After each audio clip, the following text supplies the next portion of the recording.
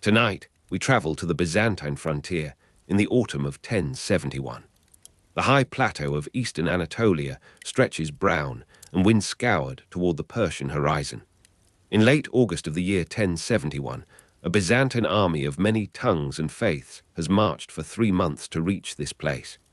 Their emperor, Romanos IV Diogenes, has come to meet the Seljuk Sultan Alp Arslan near the fortress of Manzikert. The summer heat still rises from the earth in shimmering waves. Somewhere beyond the dust, Turkish horse archers are watching. The great palace of Constantinople stood in deep winter on the 5th day of January in the year 1068, and you are standing among the courtiers who gather in the Chrysotriclinos as the widowed Empress Eudokia Macrymbolitissa moves through the cold marble floors with her young sons at her side. The boy Michael VII Doukas, called Parapinax, born around 1050 and now barely 17 years of age, stands rigid in the purple cloak of his rank. His younger brothers are ranged behind him in descending height like steps cut into a hillside, and the empire they have inherited from Constantine, the 10th Doukas, who died in 1067, sits upon their narrow shoulders with the weight of a continent. You feel the chill rising through the soles of your leather boots as Eudokia pauses at the center of the hall, and the golden mosaic of Christ Pantocrator watches from the dome above with eyes that seem to follow every breath drawn in that frozen space. Around you, the dignitaries of the Doukas family have arranged themselves in the arcades that ring this chamber, their silk vestments rustling against the columns of verd antique and porphyry, and you notice how their whispered conversations fall silent when the Empress turns to face the gathered assembly. The cold marble floors amplify every footfall, every cough, every shift of weight from one foot to another, and the braziers that burn in the corners throw more shadow than warmth against the pale stone. Through the high windows, the grey light of a Bosporus afternoon filters down to catch the gold thread in the hangings, and you can smell the heavy scent of beeswax and incense that clings to the tapestries where they brush against your sleeve.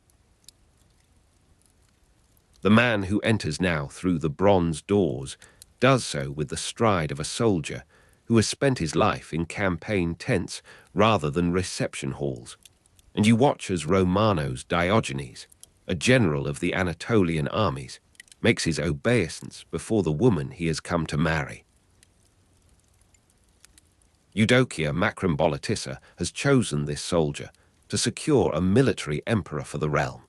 and the marriage of Eudokia to Romanos in January 1068 will bind the desperate need of the state to the ambition of a man who has known the eastern frontier with his own bleeding hands. You observe how his scarred fingers rest against the purple he is given to wear, how the fabric sits unfamiliar across shoulders accustomed to the weight of mail rather than the drape of ceremony, and how the Doukas family watch this arrangement with faces carefully emptied of expression. Outside the palace walls, the mustering yards along the Golden Horn have begun to fill with the preparations that this marriage demands, and you walk among the stacks of old leather and horse sweat where the imperial stables breathe their warm fog into the winter air.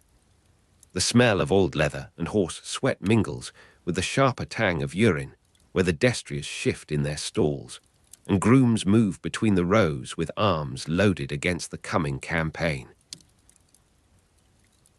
Somewhere beyond the Horn, the Varangian Guard, originally Scandinavian warriors who had served as the emperor's personal bodyguard since 988, stand their watch in the barracks near the Church of St. Mammers, and you know that these men of fierce loyalty to the emperor will soon march with this new commander they do not yet call their own. The metallic ring of blacksmiths hammering out lamellar plates carries across the water from the foundries in the industrial quarter, and you follow that sound through streets where the empire's war machine awakens from its slumber. Each blow of the hammer shapes the small iron plates that will be laced together with cord to protect the cataphract. The Byzantine heavy cavalry, whose origins reach back to late antiquity, and the steppe traditions of armored riders who fought in compact formation for maximum shock effect. You pause at the doorway of a workshop where a master smith examines the curve of a plate against the light, his fingers stained black with the residue of his trade, and the metallic ring of blacksmiths hammering out lamellar plates becomes for a moment the only language this city speaks. Romanos, the fourth Diogenes, was crowned co-emperor in 1068, and if you had been present in the Hagia Sophia during such ceremonies, you might have felt the resonance of the organ and voices beneath the vast dome. The excubators, the earlier imperial guard replaced by the Varangians, have left only their name in the protocols now, but the Varangian axes that guard this throne have known many emperors, and their service would end in 1204. The court returns to the great palace through streets where snow has begun to fall upon the marble, and you walk behind the procession as the flakes dissolve against the heated skin of torchbearers and leave dark spots upon the white stone. The Doukas family held enormous influence at court throughout this period, and you see that influence in the faces that line the route, in the hands that extend in blessing, and the hands that remain folded in calculation. Michael the seventh Doukas, who became senior emperor in 1071 after his father's death at Manzikert, would remember this winter as the season when his authority was first diluted, then divided, then placed in the keeping of a soldier who speaks of the eastern provinces as a man speaks of a wound that will not close. In the private chambers where the new arrangements are discussed, you stand among the secretaries who record the decisions that will send armies marching before the spring thaw has softened the roads. Eudokia Macrymbolitissa speaks of the Seljuks under Alp Arslan, who have been raiding deep into Byzantine Anatolia since the 1060s, and her voice carries the particular fatigue of one who has read too many reports of burned villages and emptied churches. The Seljuks were Oghuz Turks who had established a Turco-Persian empire stretching across Central Asia, Iran, Iraq, Syria, and Anatolia, and the great Seljuk Empire reached its height in the mid-11th to mid-12th centuries, a span of years that seems to those in this room like a wave still building toward its final crash. Alp Arslan's son Malik Shah I, born in 1055 and proclaimed successor in 1066, waits in the eastern distance as the heir to this expanding dominion, and the empress's fingers tighten upon the document that names the threat. You walk out into the palace gardens where the cypresses stand black against the fading light, and the cold air moves across your face with the particular sting of a wind that has crossed the Sea of Marmara from the snows of Thrace. The marriage of Eudokia to Romanos in January 1068 has created a partnership that the court must now learn to navigate, and you observe how the paths have been swept clear of snow by servants who work with the silent efficiency of those who know their master's moods. Somewhere in the city, Michael the seventh Doukas, called Parapinex, who would later rule from 1071 to 1078, sits with his tutors and his kinsmen, learning the lessons of power that his father's death has forced upon him before his beard has grown thick enough to hide the youth of his jaw. The mustering continues through the weeks that follow, and you find yourself in the yards where the mercenaries from the northern and western frontiers have begun to gather. The Byzantine army at Manzikert may have included Norman mercenaries, Frankish knights, Pechenegs, and Uzes, and you watch these men move among the imperial troops with the loose confidence of those who sell their strength to the highest bidder. The Normans speak among themselves in the rapid syllables of their Norman French, their mail shirts catching the weak winter light as they practice their sword drills against wooden posts, and the Frankish knights tend to their destriers with the particular care of men who measure their worth by the quality of their mount.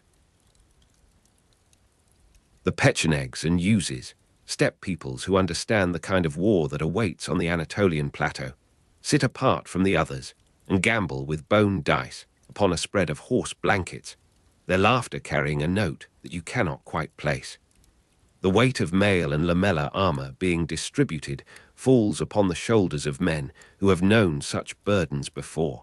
and you help where you can as the quartermasters call out names and measurements from their rolls. A Frankish knight curses softly as a rivet catches in his gambeson, and you hold the leather strap while he works the buckle free with fingers stiff from the cold. This weight will become, for many of these men, the constant companion of the months to come, and you see how some adjust the hang of their protection with the unconscious movements of long practice, while others fidget and shift, still learning where the pressure will settle and where it will chafe. The metallic ring of blacksmiths hammering out lamellar plates continues in the distance, a percussion that marks the passing hours like a clock that speaks only in the language of preparation. The first glimpse of the plateau comes for you in the late spring, when the army has marched east from Constantinople through the ancient roads that bisect Anatolia, and you crest a rise to find the land opening before you like a map unrolled upon a table. The vastness that awaits stretches to every horizon, a tableland of ochre and grey where the villages sit upon the heights like stones scattered by a giant's hand. The dry taste of dust on the Cappadocian roads has replaced the salt air of the capital, and you work your tongue against the roof of your mouth, seeking moisture that the wind steals as quickly as it forms. Anatolia had been the heartland of Byzantine military recruitment for centuries, and you pass through towns where the men have already gone to join other armies, other campaigns, leaving the women to work the fields with the old and the very young. The high, thin air of the plateau makes fires burn differently, and you notice this in the camp that night as the flames struggle to find purchase in the oxygen-starved atmosphere, burning lower and more blue than the robust gold you knew beside the Bosporus. The soldiers gather around these diminished fires with their rations of hard bread and dried meat, and you hear the fragments of conversation that pass between men who have not yet learned to trust the comrades beside them. The Norman mercenaries argue over the division of some plunder not yet taken, their voices rising and falling in the cadence of dispute that needs no translation, and the Pechenegs watch them with the patient amusement of men who have seen such confidence misplaced before. The distant sound of Turkic horns carried on wind from the east reaches you in the darkness before dawn, and you lie awake in your blanket, listening for the repetition that will tell you whether this is signal or simply the breathing of a land that has never belonged to any empire for long. The sound seems to come from no particular direction, as if the plateau itself exhales this music from its pores, and you rise to find the sentries standing alert upon the perimeter, their faces turned toward the darkness that holds the threat. The Seljuks under Alp Arslan have been raiding deep into Byzantine Anatolia since the 1060s, and every man in this camp knows that the horsemen who blow those horns can cover distances in a day that this army needs 3 to match. Romanos Diogenes rides among his troops in the early light, and you watch from the edge of the column as he pauses to speak with a cataphractos whose horse has thrown a shoe. The emperor's own armor, heavier and more ornate than that of his soldiers, catches the rising sun in patterns of gold and iron, and you see how the man beneath the metal has begun to move with the stiffness of one who has slept too few hours in too many tents. The Battle of Manzikert will occur in August 1071, though this morning in the spring of 1068 that date sits in a future still unshaped, and the emperor speaks to his men of the victories they will win together, of the borders they will secure, of the empire they will preserve for the young sons of Eudokia Macrymbolitissa, who wait in the cold marble halls of the great palace. The column moves on through a landscape of eroded valleys and sudden heights, and you march in the dust of the cavalry, feeling the grit settle upon your skin and work its way beneath your clothing. The dry taste of dust on the Cappadocian roads becomes the taste of this campaign, a constant presence that no water seems quite able to wash away, and you learn to breathe through cloth when the wind rises and carries the column's own disturbance back upon itself. The smell of oiled leather and horse sweat has become the smell of the army itself now, a mobile territory of men and animals that extends for miles along these ancient tracks, and you pass the carcasses of horses that have foundered in the heat, their legs already stiffening in the attitudes of their final collapse. The mercenaries ride in their separate companies, and you observe the Franks with their heavy lances couched at rest, the Normans with their kite shields slung across their backs, the Pechenegs and Uzes with their composite bows unstrung against the dry air that might warp the horn and sinew. The Byzantine army at Manzikert included Norman mercenaries, Frankish knights, Pechenegs and Uzes, and in their various methods of war you see the accumulated experience of frontiers stretching from the Atlantic to the steppe, all gathered beneath the standard of an empire that increasingly relied on foreign troops. The Varangian Guard march in their own tight formation around the imperial person, their axes carried across their shoulders with the particular balance of men who have trained since boyhood in the use of these weapons. The high, thin air of the plateau that makes fires burn differently also makes voices carry farther than they should, and you hear the emperor's counsel long before you reach the tent where they gather. The maps are spread upon a campaign table, and Romanos the fourth Diogenes, crowned co-emperor in 1068, listens as his generals speak of the rivers that must be crossed, the fortresses that must be relieved, the season that advances toward the heat of summer when no army can campaign in this furnace of stone. The Seljuks were Oghuz Turks, and their way of war is not the way of fixed battle and decisive encounter that these Byzantine commanders have learned from their books, but something older and more fluid, a warfare of feint and withdrawal, of the sudden appearance and the melting disappearance, of the distant sound of Turkic horns carried on wind from the east that tells you they have watched your movements from ridges you thought empty.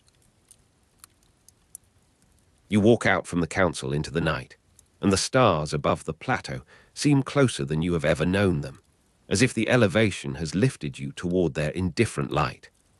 The cold marble floors of the great palace in January seem now like a memory from another life, and you try to recall the face of Eudokia Macrymbolitissa as she stood in the Chrysotriclinos with her young sons,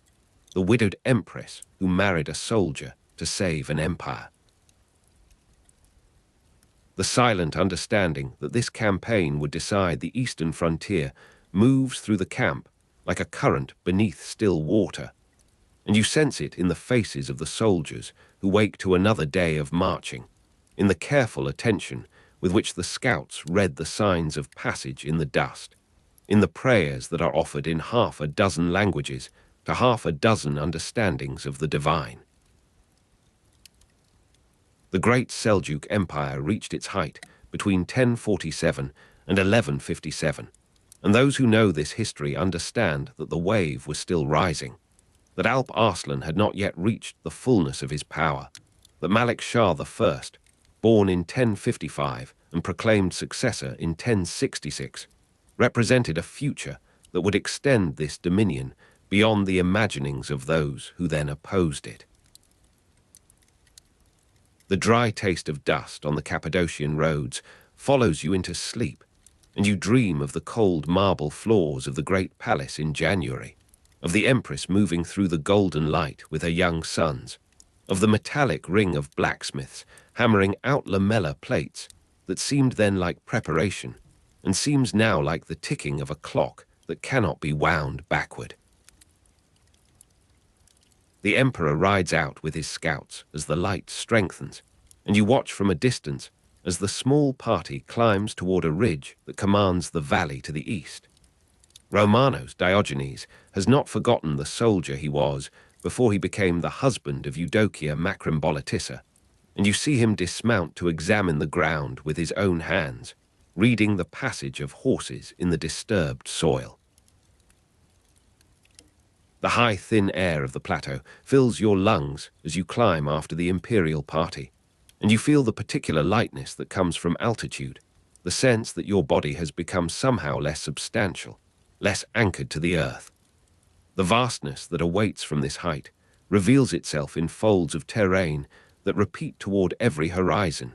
each valley a smaller copy of the larger valley that contains it, each ridge a rehearsal for the higher ridge beyond. The smell of oiled leather and horse sweat has been replaced by the cleaner scent of wild thyme crushed beneath hooves, and you pause in your climbing to breathe this fragrance, to feel the sun upon your face, to know this moment of stillness before the campaign resumes its momentum. The emperor stands upon the highest point of the ridge, and you approach to find him gazing eastward with an expression that you cannot read. The Battle of Manzikert occurred on 26 August 1071,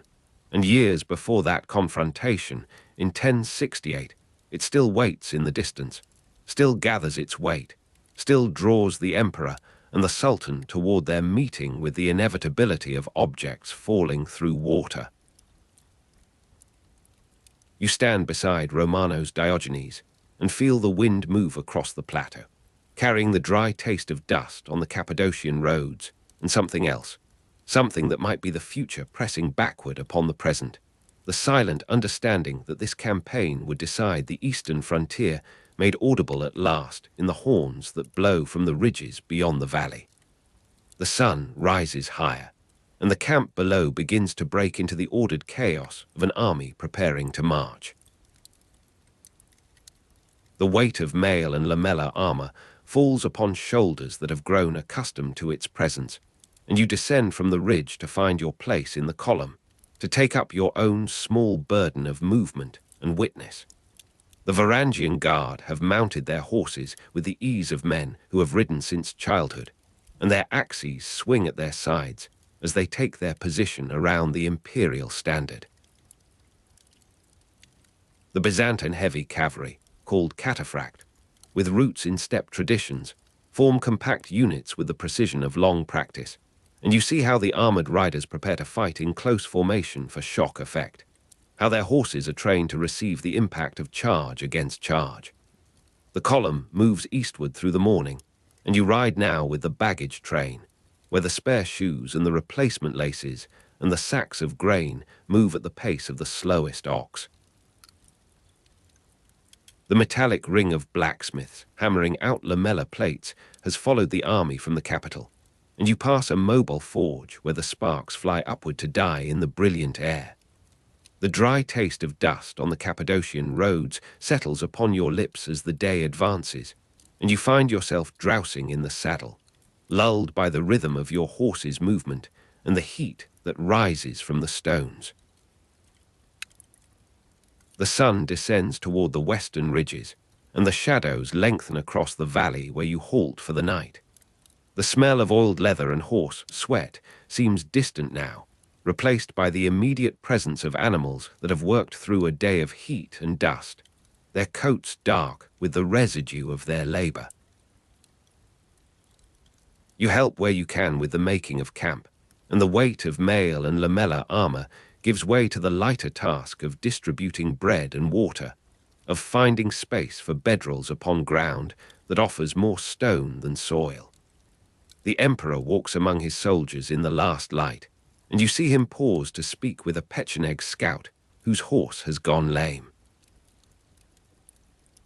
Romanos, the fourth Diogenes, crowned co-emperor in 1068, kneels to examine the animal's leg with the knowledge of one who has spent more years with horses than with courtiers, and you watch this gesture of attention, this small investment of time in a man and beast who will not decide the fate of empires. The Varangian guard maintain their distance, but watch their charge with the particular alertness of men who have sworn to die in his place. And you remember that these same axes stood guard over 17 emperors before this one, that the excubators who preceded them have passed into the silence of history, their name preserved only in the protocols that no longer govern the imperial bedchamber. Night deepens over the Plateau, and the fires burn low in the thin air, their flames struggling against the altitude that makes them small and blue. The vastness that awaits in the darkness beyond the firelight presses upon your awareness, the emptiness of a land that has never been fully tamed, that has seen empires rise and fall across its surface without ever surrendering its essential nature. You pull your blanket closer, feeling the cold that descends with the darkness, and the dry taste of dust on the Cappadocian roads yields finally to the cleaner taste of water from your flask. The stars wheel overhead in their slow procession, and you trace the patterns that the sailors have named, that the farmers have used to mark their seasons, that the armies have followed across the trackless surfaces of desert and sea. You feel it in the weight of your own breathing, in the slowing of your heart, in the gradual surrender of your body to the earth beneath your blanket. The smell of oiled leather and horse sweat returns as memory, then as dream, then as something indistinguishable from the present moment, and you drift upon the surface of sleep like a leaf upon still water. The last embers fade, and the darkness becomes complete, the stars providing only enough light to suggest the shapes of sleeping men and standing horses. The weight of mail and lamellar armor will resume with the dawn, but for now the armor rests upon the ground beside its owners, the metal cooling in the night air, the leather softening in the moisture that rises from the soil. You feel the vastness that awaits in every direction, the emptiness that holds this small gathering of human intention against its indifferent scale. The high, thin air of the Plateau moves across your face with a breath that seems to come from the height of the stars themselves, and you sink finally into sleep, carried downward through layers of darkness that have no name, no boundary, no end. The iron-cold wind off the Sea of Marmara carries the first grey light of January across the harbour at Constantinople, where you stand among the gathering crowds before the great walls of the Theodosian district. Around you, merchants are already unfolding their stalls with fingers stiff from the morning frost, their breath rising in small clouds that dissolve above the cobblestones. The water holds the colour of unpolished silver, barely moving, and somewhere beyond the breakwater, a bell sounds with a tone that seems to come from beneath the waves themselves. You feel the damp cold settling into the wool of your cloak, the way it finds the gaps between fabric and skin, the way it waits there without urgency. The year is 1068, and Romanos Diogenes, a Cappadocian military aristocrat with previous command experience, has recently become emperor of the Romans. This represents a shift back to military emperors after the civilian Constantine X, a turn toward the sword after years of the pen, and the city holds its breath to see what this transformation will mean. You move with the crowd through the Mise, the great thoroughfare that leads toward the Augustaion, and the press of bodies generates a faint warmth against the January chill. The stone buildings on either side still hold the darkness of night in their recessed windows and shadowed porticos, but above them, the sky has begun to lighten toward a color that suggests pearl rather than gold. The scent of baking bread drifts from a side street, mixing with the sharper smell of horse dung and the salt that blows in from the sea. A dog barks once, far off, and is silent. The crowd moves without speaking, as though the occasion has imposed a collective quiet upon thousands of separate minds. In Hagia Sophia, the preparations have consumed the hours before dawn. The weight of the heavy lauros, the jeweled imperial costume, has been adjusted upon the shoulders of Romanos Diogenes by attendants whose hands tremble slightly with the significance of their task. You are standing now beneath the great dome, and above you the vast space opens like a held breath, like the interior of some impossible celestial instrument. The Patriarch's blessing has not yet begun, but the air already carries the residue of earlier liturgies, the accumulated prayers of centuries that seem to have stained the very stone with their intention. Light filters through the windows high in the dome, falling in shafts that hold visible motes of incense and dust, and the gold of the mosaics gleams with a subdued warmth that seems to come from within the tesserae rather than from any external source. The scent of myrrh and frankincense reaches you as the clergy move into position, their movements slow and deliberate as figures in a dream. The coronation ritual will last hours of chanting and incense, hours during which the boundaries between earthly and divine power will be performed rather than merely declared. You watch the co-emperors Michael VII, Constantius, and Andronikos take their places, with Michael VII remaining technically senior despite the new marriage that elevates Romanos to their stepfather and colleague. They are young men still, their faces pale with the strain of ceremony and the earlier demands of their position, and around them the Doukas family retains significant court influence that the new marriage has not diminished as much as might have been expected. Andronikos Doukas, cousin of the young emperors, holds particular power among the factions that watch from the shadows of the great church, his eyes following each gesture of the patriarch with an attention that seems to weigh and measure rather than merely observe. You notice him standing to the left of the imperial platform, his robes arranged with a precision that suggests calculation rather than devotion, and the weight of his gaze seems to press upon the ceremony like a hand upon a thread.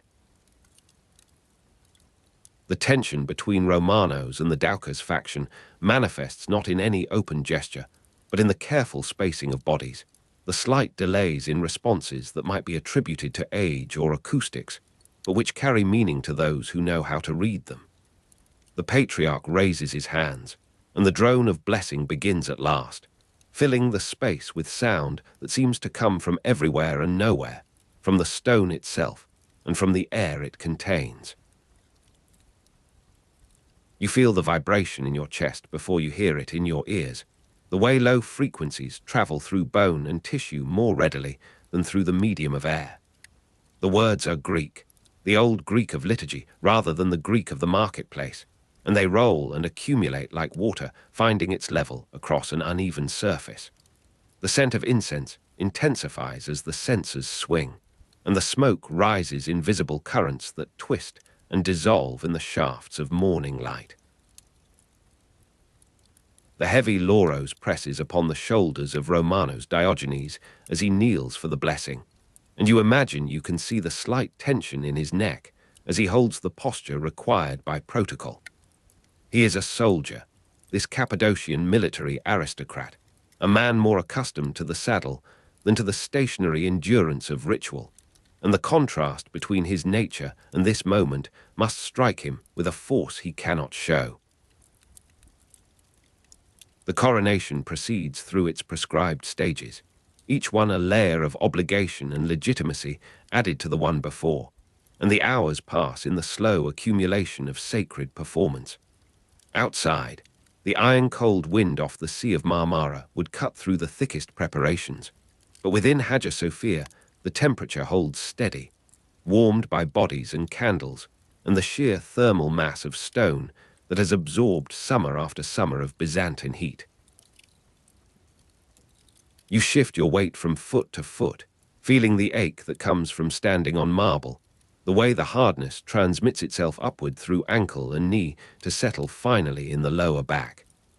The crowd around you sways slightly, a collective movement of fatigue and continued attention, and somewhere a child coughs and is hushed by a mother's urgent whisper. The final prayers ascend, and Romanos Diogenes rises as emperor, the transformation complete in the eyes of God, and therefore in the eyes of the world that God sustains. The hollow sound of ceremonial shields struck in salute echoes from the narthex as the military element of the court makes its obeisance, and the sound carries a quality of emptiness that seems appropriate to the moment, a resonance that suggests space rather than substance, ceremony rather than conflict. The sound repeats, and you feel the slight startlement in the bodies around you, the way unexpected sound penetrates the trance of prolonged ritual. The procession forms to leave, and you find yourself carried with it through the great doors into the January morning that has advanced toward a pale brightness without ever fully committing to sun. The iron-cold wind strikes your face with a force that seems personal, deliberate, and you blink against its dryness, feeling the moisture evaporate from your eyes. The heavy lauros must drag at the emperor's steps as he moves toward the hippodrome and the palace beyond, but his pace betrays nothing, maintaining the measured rhythm that protocol demands. The first council of war convenes in a chamber whose windows overlook the Propontis, the water now showing streaks of darker blue where the wind has ruffled its surface. You are present as the maps unroll on tables, the parchment crackling slightly as weights of bronze and polished stone are placed at its corners to hold it flat. The empire faces simultaneous threats from the Normans in Italy, Pechenegs in the Balkans, and Seljuks in the east, and the extent of these threats spreads across the mapped territories like a stain, like the advance of some geological process too slow for individual perception, but inexorable across the scale of decades. The treasury was reportedly depleted by Constantine X's policies, and this depletion likely constrained many discussions of response, potentially turning strategic necessity into fiscal impossibility in multiple instances. Romanos has to balance military necessity against court politics constantly, and you observe this balance in the careful wording of each proposal, the way suggestions are framed to acknowledge the dignity of the Doukas faction while advancing the practical requirements of survival.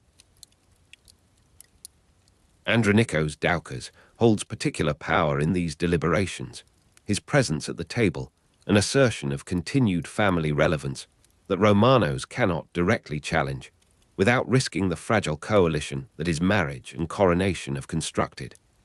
The maps show the eastern provinces in detail that seems almost cruel in its precision, each fortress and pass and river valley marked with the symbols of a control that is already slipping away. The scent of incense has faded from the chamber, replaced by the sharper smell of ink and the leather of document cases, the particular odor of anxious men in close quarters. The council continues through the afternoon, and the light that enters through the western windows shifts from white toward gold as the sun descends toward the horizon. Romanos Diogenes listens more than he speaks, his head inclined toward each speaker in turn, and you notice the way his fingers trace the edges of the map before him, following the contours of mountains he has crossed in campaign, rivers he has forded, territories whose reality he knows in his body rather than merely in his mind. The decision emerges gradually, as though the room itself has reached it through some process of collective exhalation. Romanos will campaign in the east, leaving Constantinople and its politics behind for the more direct challenges of open warfare. The departure through the Golden Gate will mark the beginning of this eastern orientation, this return to the field that defines the military emperor against the administrative civilian he has replaced. You imagine the preparations that will follow, the accumulation of supplies and men and animals, the slow transformation of imperial intention into logistical reality. Evening finds you walking along the sea walls, the iron-cold wind now carrying the first hints of moisture that suggests weather changing. The sky has lowered, the clouds moving in from the northeast with a speed that suggests the passage of systems larger than any human concern. The water below shows whitecaps where the wind meets the current, and the sound of waves against the breakwater carries a rhythm that seems almost deliberate, almost meaningful, though you know it is only the mechanical interaction of wind and water and resistant stone.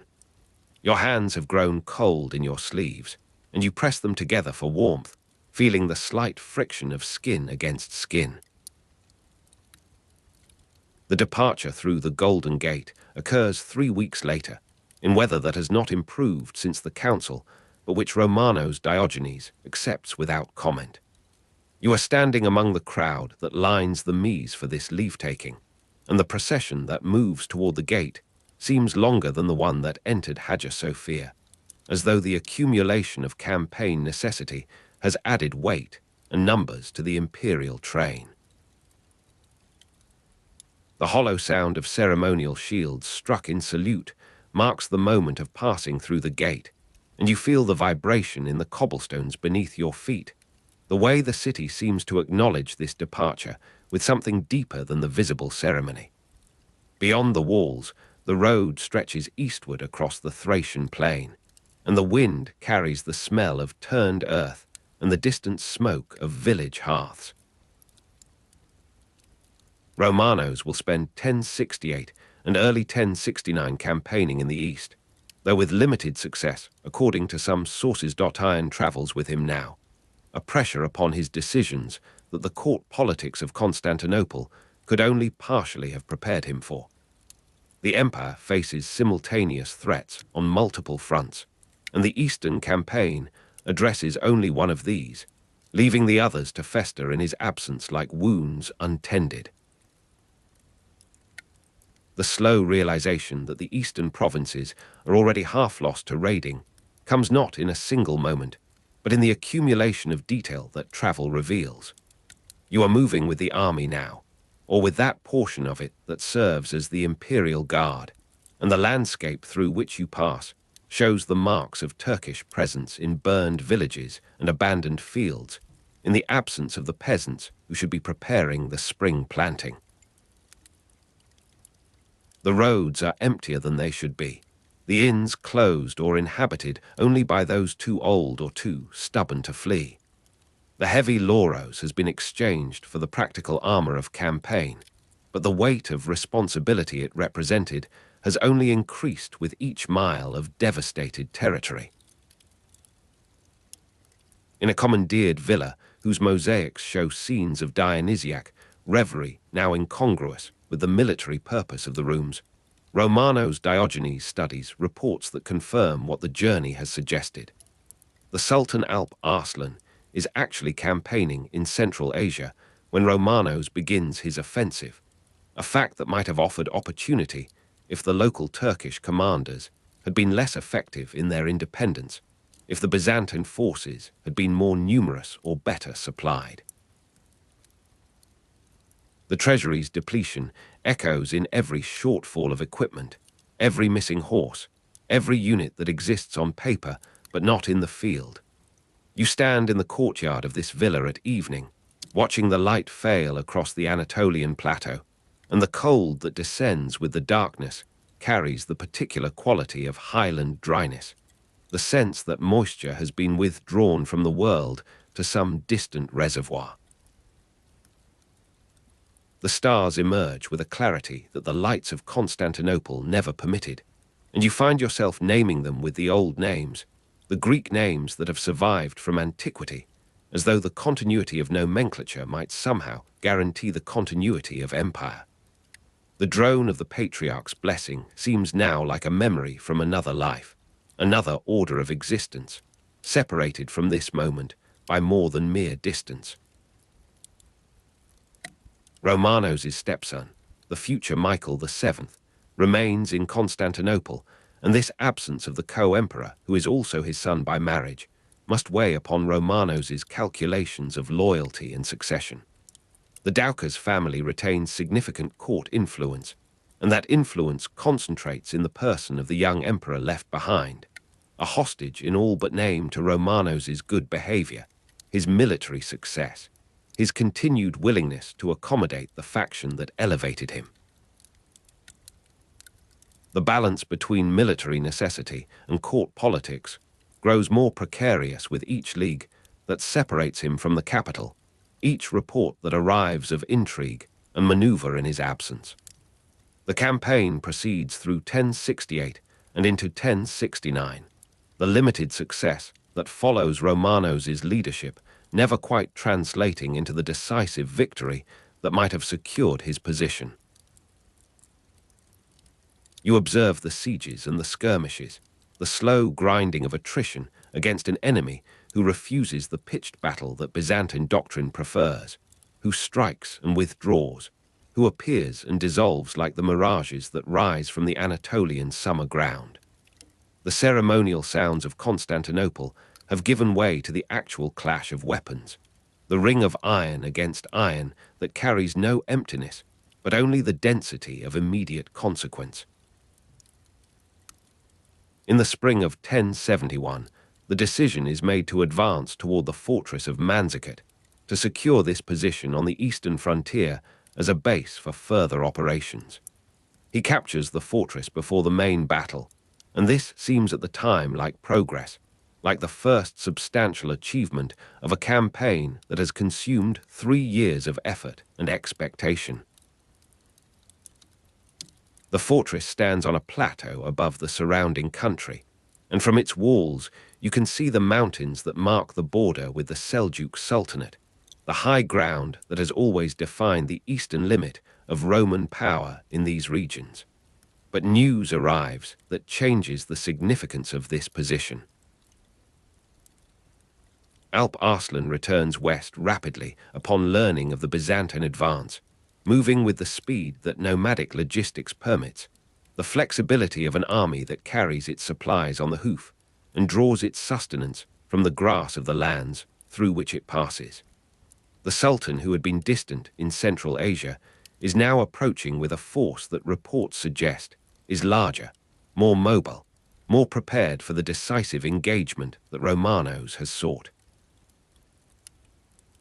The two leaders exchange messages before the battle, possibly a tempting negotiation, and you imagine the couriers riding through the night between the two camps, the formal language of diplomacy carried across the no man's land that separates armies. You are standing on the walls of Manzikert when the first dust of the Seljuk approach becomes visible on the southern horizon,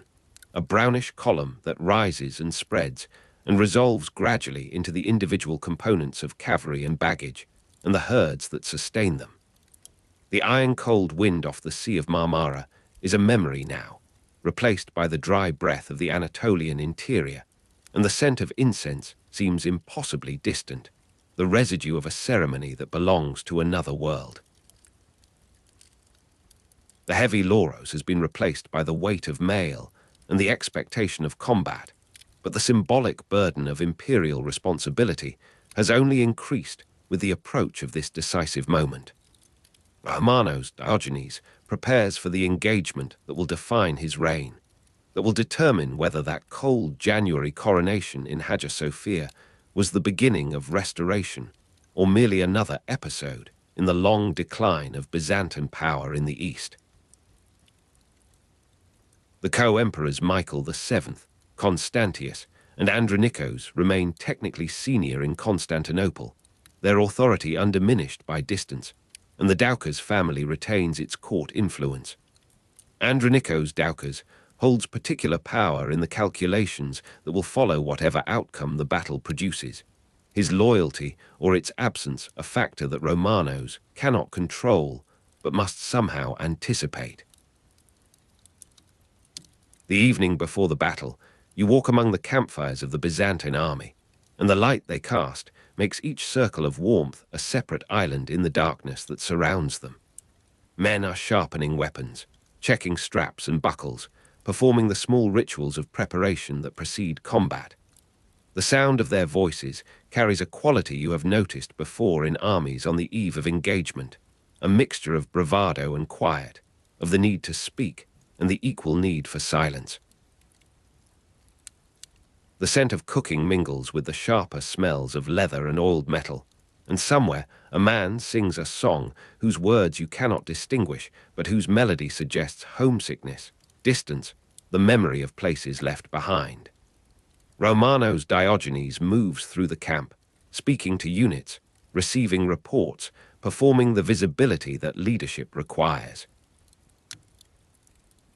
His face shows the fatigue of 3 years of campaign, the lines that have deepened around his eyes, the slight stoop of shoulders that have carried too much for too long. The empire still faces simultaneous threats on multiple fronts, and the Eastern campaign has consumed his attention without ever quite receiving the resources that full response would have demanded. The treasury's depletion has shaped every decision, constrained every possibility, turned strategic ambition into tactical improvisation. You find a place to rest, wrapping yourself in your cloak against the cold that descends from the plateau, and the stars above Manzikert show the same patterns that wheel over Constantinople,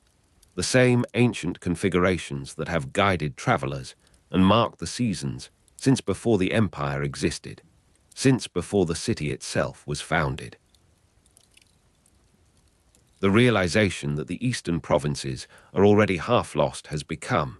by this point, an accepted condition, a background to action rather than its subject. What remains to be determined is whether this loss can be arrested, whether the fortress of Manzikert can serve as the point of resistance from which recovery might begin, or whether it will mark merely another stage in the withdrawal toward the sea. The night passes in fragments of sleep and waking, the mind refusing the full descent into rest that the body demands. You hear the movements of sentries, the occasional challenge and response, the distant sound of horses shifting in the lines. Memory supplies the scent of incense in the half-waking moments, the association of ceremony with security, of ritual with order. The coronation ritual lasted hours of chanting, hours during which Romanos Diogenes was transformed from general to emperor, from servant to representative of divine authority on earth. And that transformation now reaches its testing point in the flat lands below the fortress. Dawn comes with a grey diffusion of light that seems to rise from the ground rather than descend from the sky,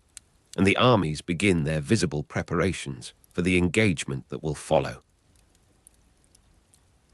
The Seljuk forces move with a fluidity that contrasts with the heavier formations of the Byzantine troops, their cavalry wheeling and reforming in patterns that suggest practice and confidence.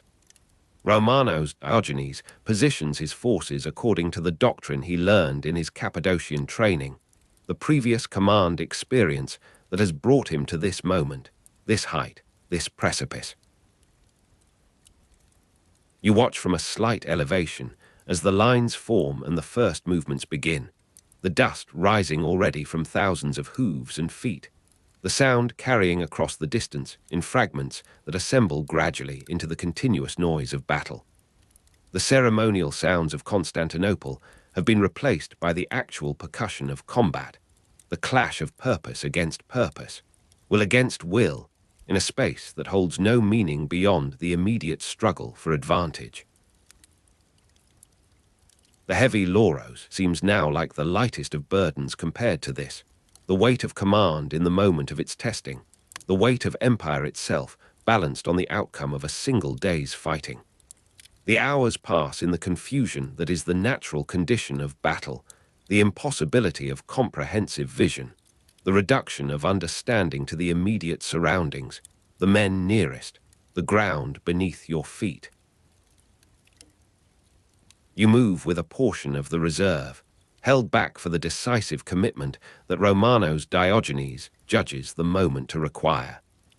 When the commitment comes, it carries you forward into the press of bodies and weapons, the immediate physical reality of combat that reduces all strategic consideration to the survival instinct and the trained response.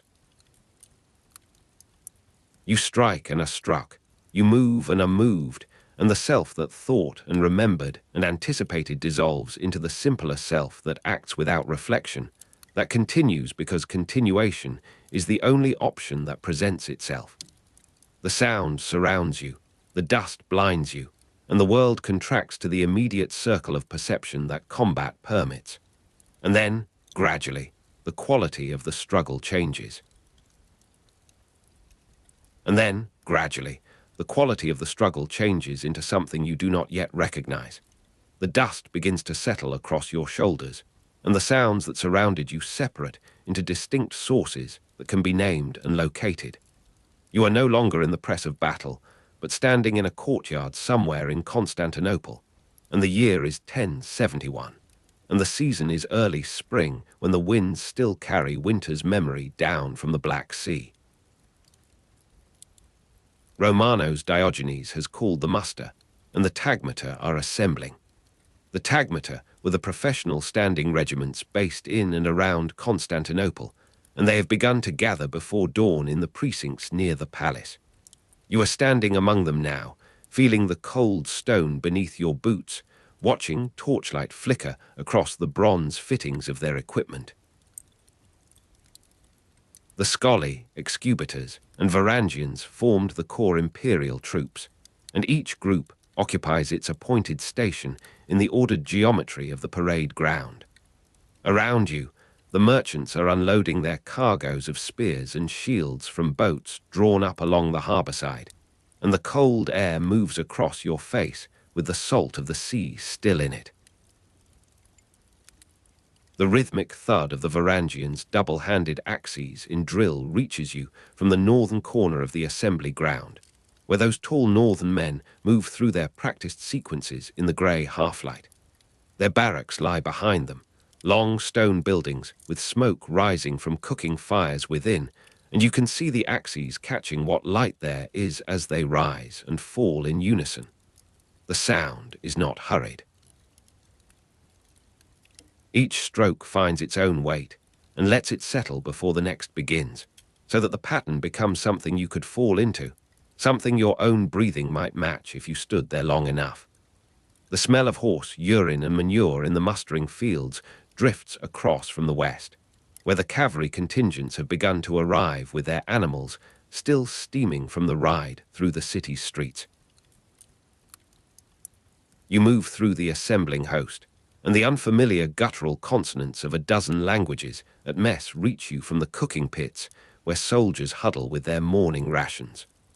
The taste of hard tack and watered wine, standard campaign rations, sits on your own tongue from the portion you accepted from a Varangian cook who did not ask your name or your business, but simply handed you the cup and the dry bread. The creak of leather tack being tightened and tested comes from every direction now, as grooms and owners work through the endless preparation that precedes any movement of armed men. A dog has wandered into the assembly ground and stands watching the axes with its head lowered, and no one moves to chase it away.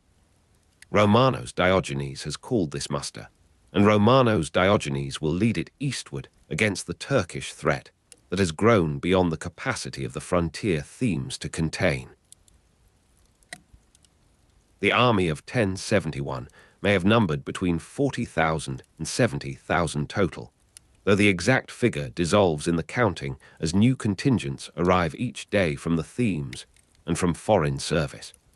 Contemporary sources exaggerate figures considerably, and you will hear numbers spoken in the wine shops that have no correspondence to the men you can actually see and touch and smell. The logistics of moving such a force across Anatolia were immense, and already the clerks are scratching their calculations onto wax tablets, figuring grain against distance, against the days of marching that lie ahead. The Norman knights arguing over precedence with the Frankish contingent occupy a field slightly apart from the main assembly, their voices carrying in the morning air with the particular timbre of Latin spoken in anger.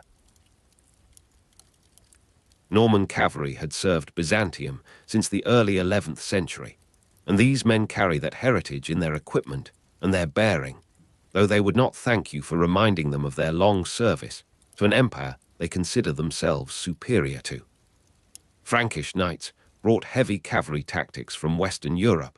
and the two groups share a religion and a broad tradition of warfare that does not prevent them from despising each other with the particular intensity of near kin.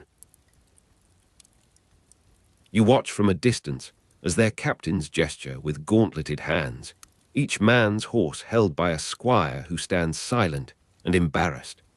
The Pecheneg scouts practicing their mounted archery on the outskirts have established their own ground beyond the western edge of the mustering fields, where the land rises slightly toward the ancient walls. Pecheneg and U's mercenaries were steppe nomads familiar with Turkish warfare, and they understand the enemy in ways that the heavy cavalry of the Tagmata do not, reading signs in grass and dust that reveal movement and numbers and intention. You walk toward their practice ground, and the smell of horse urine and manure grows stronger as you approach, for these men live with their animals in a closeness that the urban soldiers of the capital find distasteful. The creak of leather tack is constant here, as riders adjust their unique saddles and the special arrangements of quiver and bow case that their style of fighting requires. An arrow passes overhead with a sound like tearing cloth, and you look up to see it fall somewhere in the middle distance, its arc precise and calculated. The unfamiliar guttural consonants of a dozen languages at mess do not reach you here. Instead, you hear the particular speech of the steppe, which shares something with the Turkish tongue they will face, and which marks these men as perpetual outsiders in this Greek-speaking host. The taste of hard tack and watered wine is still in your mouth, and you wonder if these nomads will accept such provisions or if they will live from their herds as they have always done, drinking fermented mare's milk and eating meat dried in the wind. You return toward the center of the assembly, and the rhythmic thud of the Varangians' axes greets you again,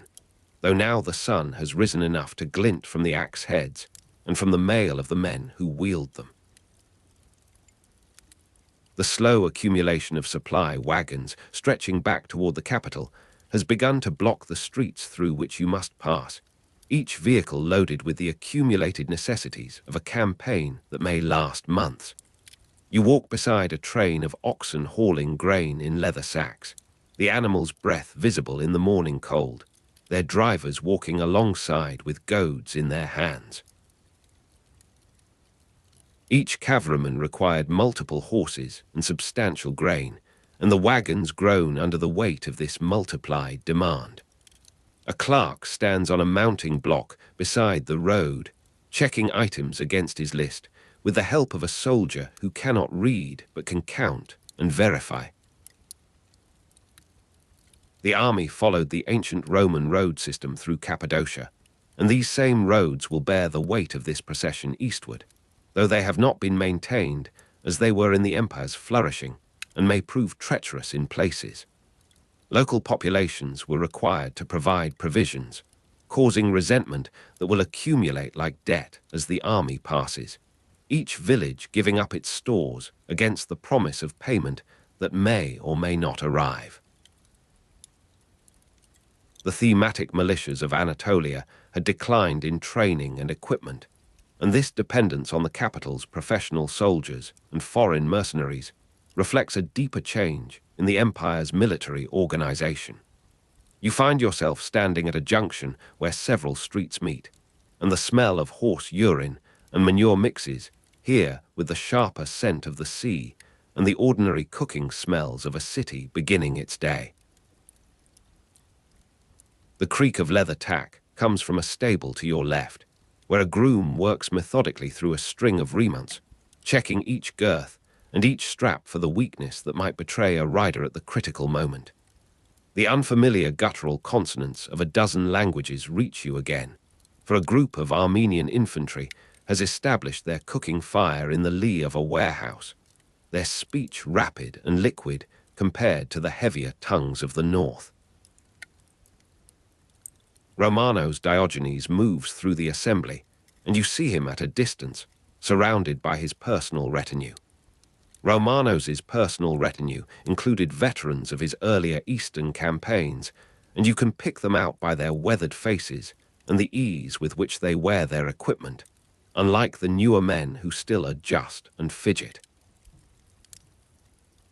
The emperor's own horse is being held by a groom in the imperial livery, and the animal stands patient and still, accustomed to the noise and confusion that surrounds its master.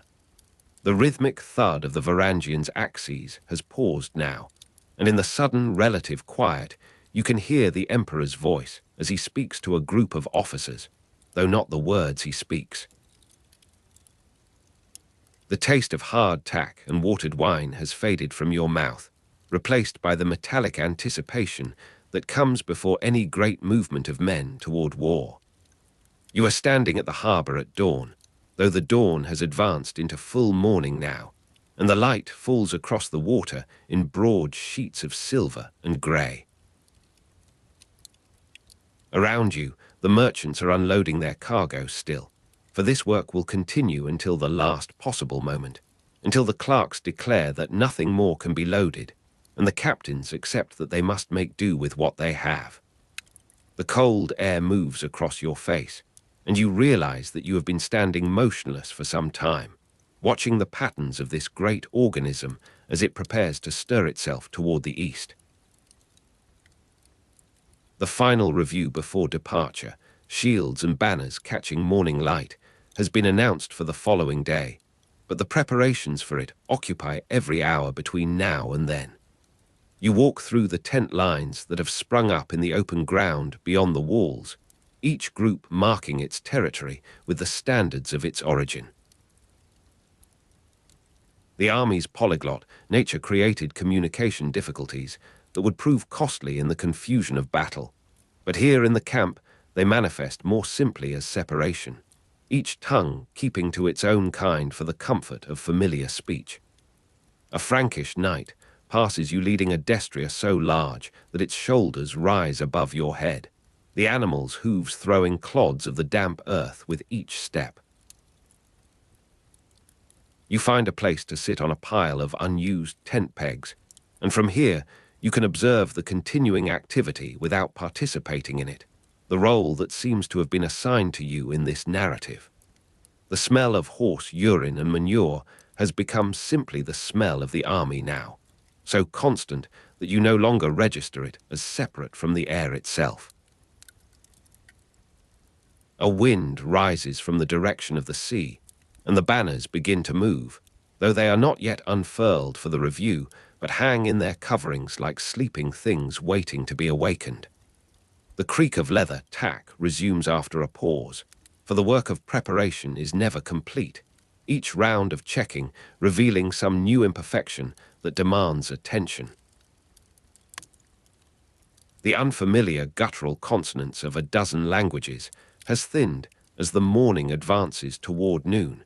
many of the soldiers sleeping now or gambling with dice carved from bone, their voices lower in these activities than they were at the shared meal. You rise from your seat and continue your wandering, for the city offers distractions from the concentration of the camp, and you find yourself in a street of metalworkers where the sound of hammers provides a different rhythm than the axes you left behind. The rhythmic thud of the Varangian's axes has been replaced here by the sharper percussion of small tools on armor, as craftsmen make last repairs to equipment brought to them by soldiers who have discovered damage too late to have it addressed through official channels. A woman sits in the doorway of one shop, nursing an infant and watching the street with eyes that do not expect to see anything surprising, for the city has seen armies come and go before. Contemporary sources exaggerate figures considerably, and you suspect that even the clerks with their careful lists do not know the true total, that the army is already something larger than its official self, a creature with tentacles extending back to the capital and forward into the territory it has not yet reached. The taste of hard tack and watered wine returns to you when a soldier passes eating from his own supply, the dry bread breaking with a sound you can hear across the narrow street. You have not eaten since the morning, and the realization comes slowly, as things do in this suspended time before action. You find your way back toward the assembly ground as the afternoon light begins to lengthen, and the Pecheneg scouts practicing their mounted archery on the outskirts have returned from their exercise, their horses walking cool in groups toward the lines where they are picketed. The creak of leather tack resumes nearby as a rider checks his saddle before the evening feeding, and you stand for a moment watching this ordinary ritual, the small movements that prepare for larger ones. The sun has dropped toward the walls now, and the light falls across the assembly ground in long shadows that stretch and join each other. The unfamiliar guttural consonants of the steppe rise and fall in patterns you cannot follow, laughter and argument, and the ordinary negotiations of men who have lived together long enough to know each other's tempers. You move on, past the Armenian infantry who have finished their meal and are cleaning their equipment with the thoroughness of men who know that their lives may depend on the condition of a strap or the sharpness of a blade. Romanos' Diogenes has withdrawn to the palace, and the emperor's pavilion stands empty in the center of the camp, its fabric stirring slightly in the evening breeze. You find yourself at the harborside once more, and the merchants are unloading their cargo still, though now by lamplight, the boats rocking gently at their moorings as the tide turns. The cold air moves across your face with the salt of the sea still in it, and you understand that this is the last evening before the movement begins, that tomorrow the wagons will roll and the feet will march and the great organism will begin its slow transfer across the land.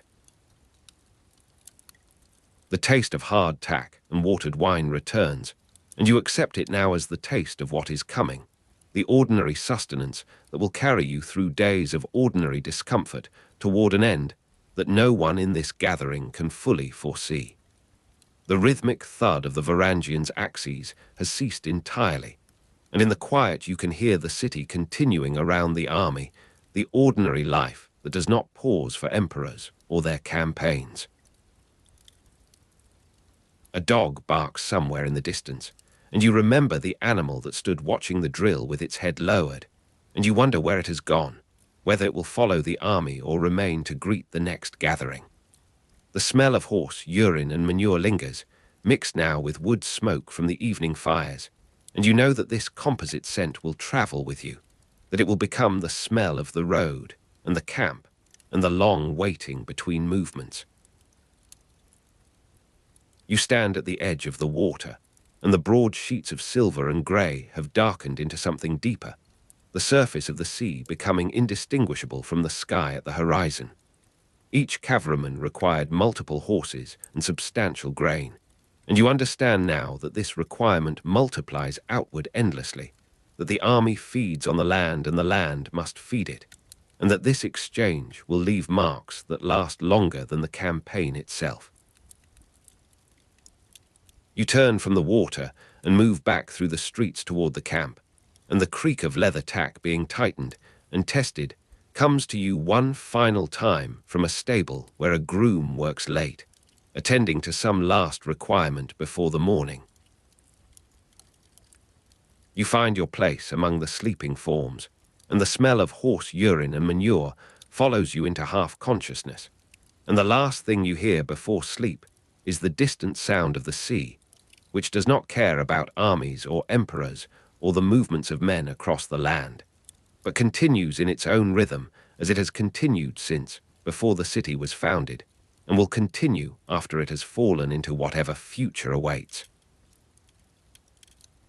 The dust cloud visible for miles behind the marching columns rises steadily from the valley floor, where thousands of feet and hooves disturb the pale volcanic soil of Cappadocia. You are standing at the edge of a low ridge, and before you the strange rock formations of Cappadocia appear like frozen towers of honeycomb stone, their surfaces carved by wind and ancient eruption into shapes that seem almost deliberate. The pale volcanic dust coating everything, skin, armor, food, has already begun its work upon the column that stretches behind you, turning helmets and spear shafts to the color of old bone. Around you, the merchants are unloading their cargoes of dried figs and hard biscuit from the mule trains that accompany the army, their voices low and tired after weeks of travel through this thirsty country. The cold air moves across your face in the early morning, though by midday the heat will return with the weight of a furnace. The region had been a Byzantine military district since late antiquity, and you can see the evidence in the ruined watchtowers that crown certain hills, their masonry crumbling back into the volcanic tuff from which they were carved. Cappadocia's volcanic landscape provided natural fortifications and cave dwellings, and now you notice the dark mouths of ancient caves pocking the cliff faces above, some still showing traces of Christian frescoes faded to the color of the stone itself. The dry crackle of thorn bushes in the midday heat will come later, when the sun has climbed to its zenith, and even the lizards seek shelter in shadowed crevices.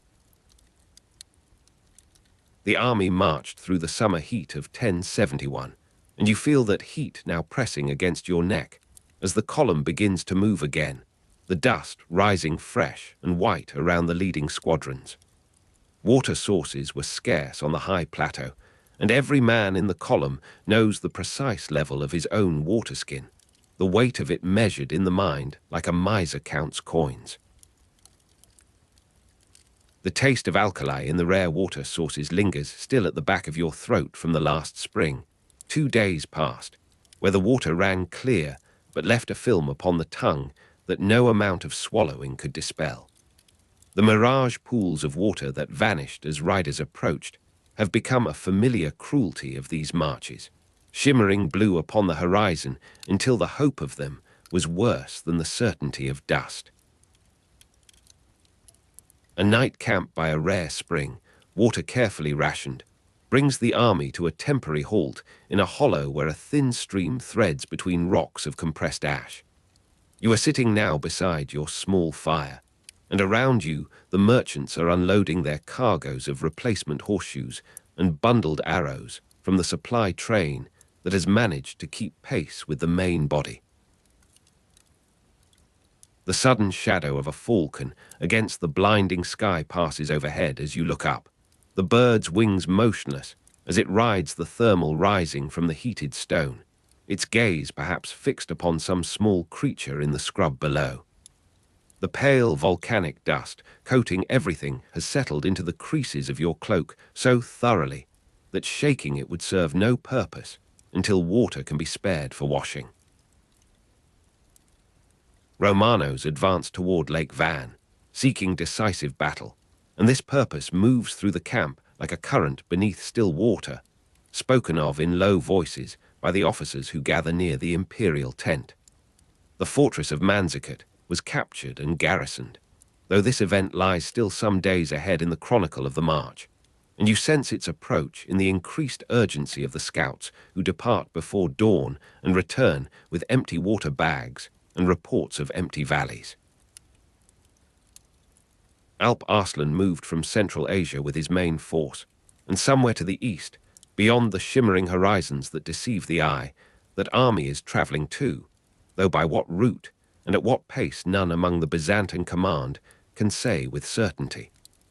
The Sultan's army consisted largely of Turkish horse archers, and this knowledge sits uneasily with the heavy infantry who march in their thousands, their mail and shields growing heavier with each hour beneath this sun. Seljuk tactical doctrine emphasized mobility and harassment over fixed battle, and you have heard this explained by a veteran Termarch who fought in Armenia 20 years before,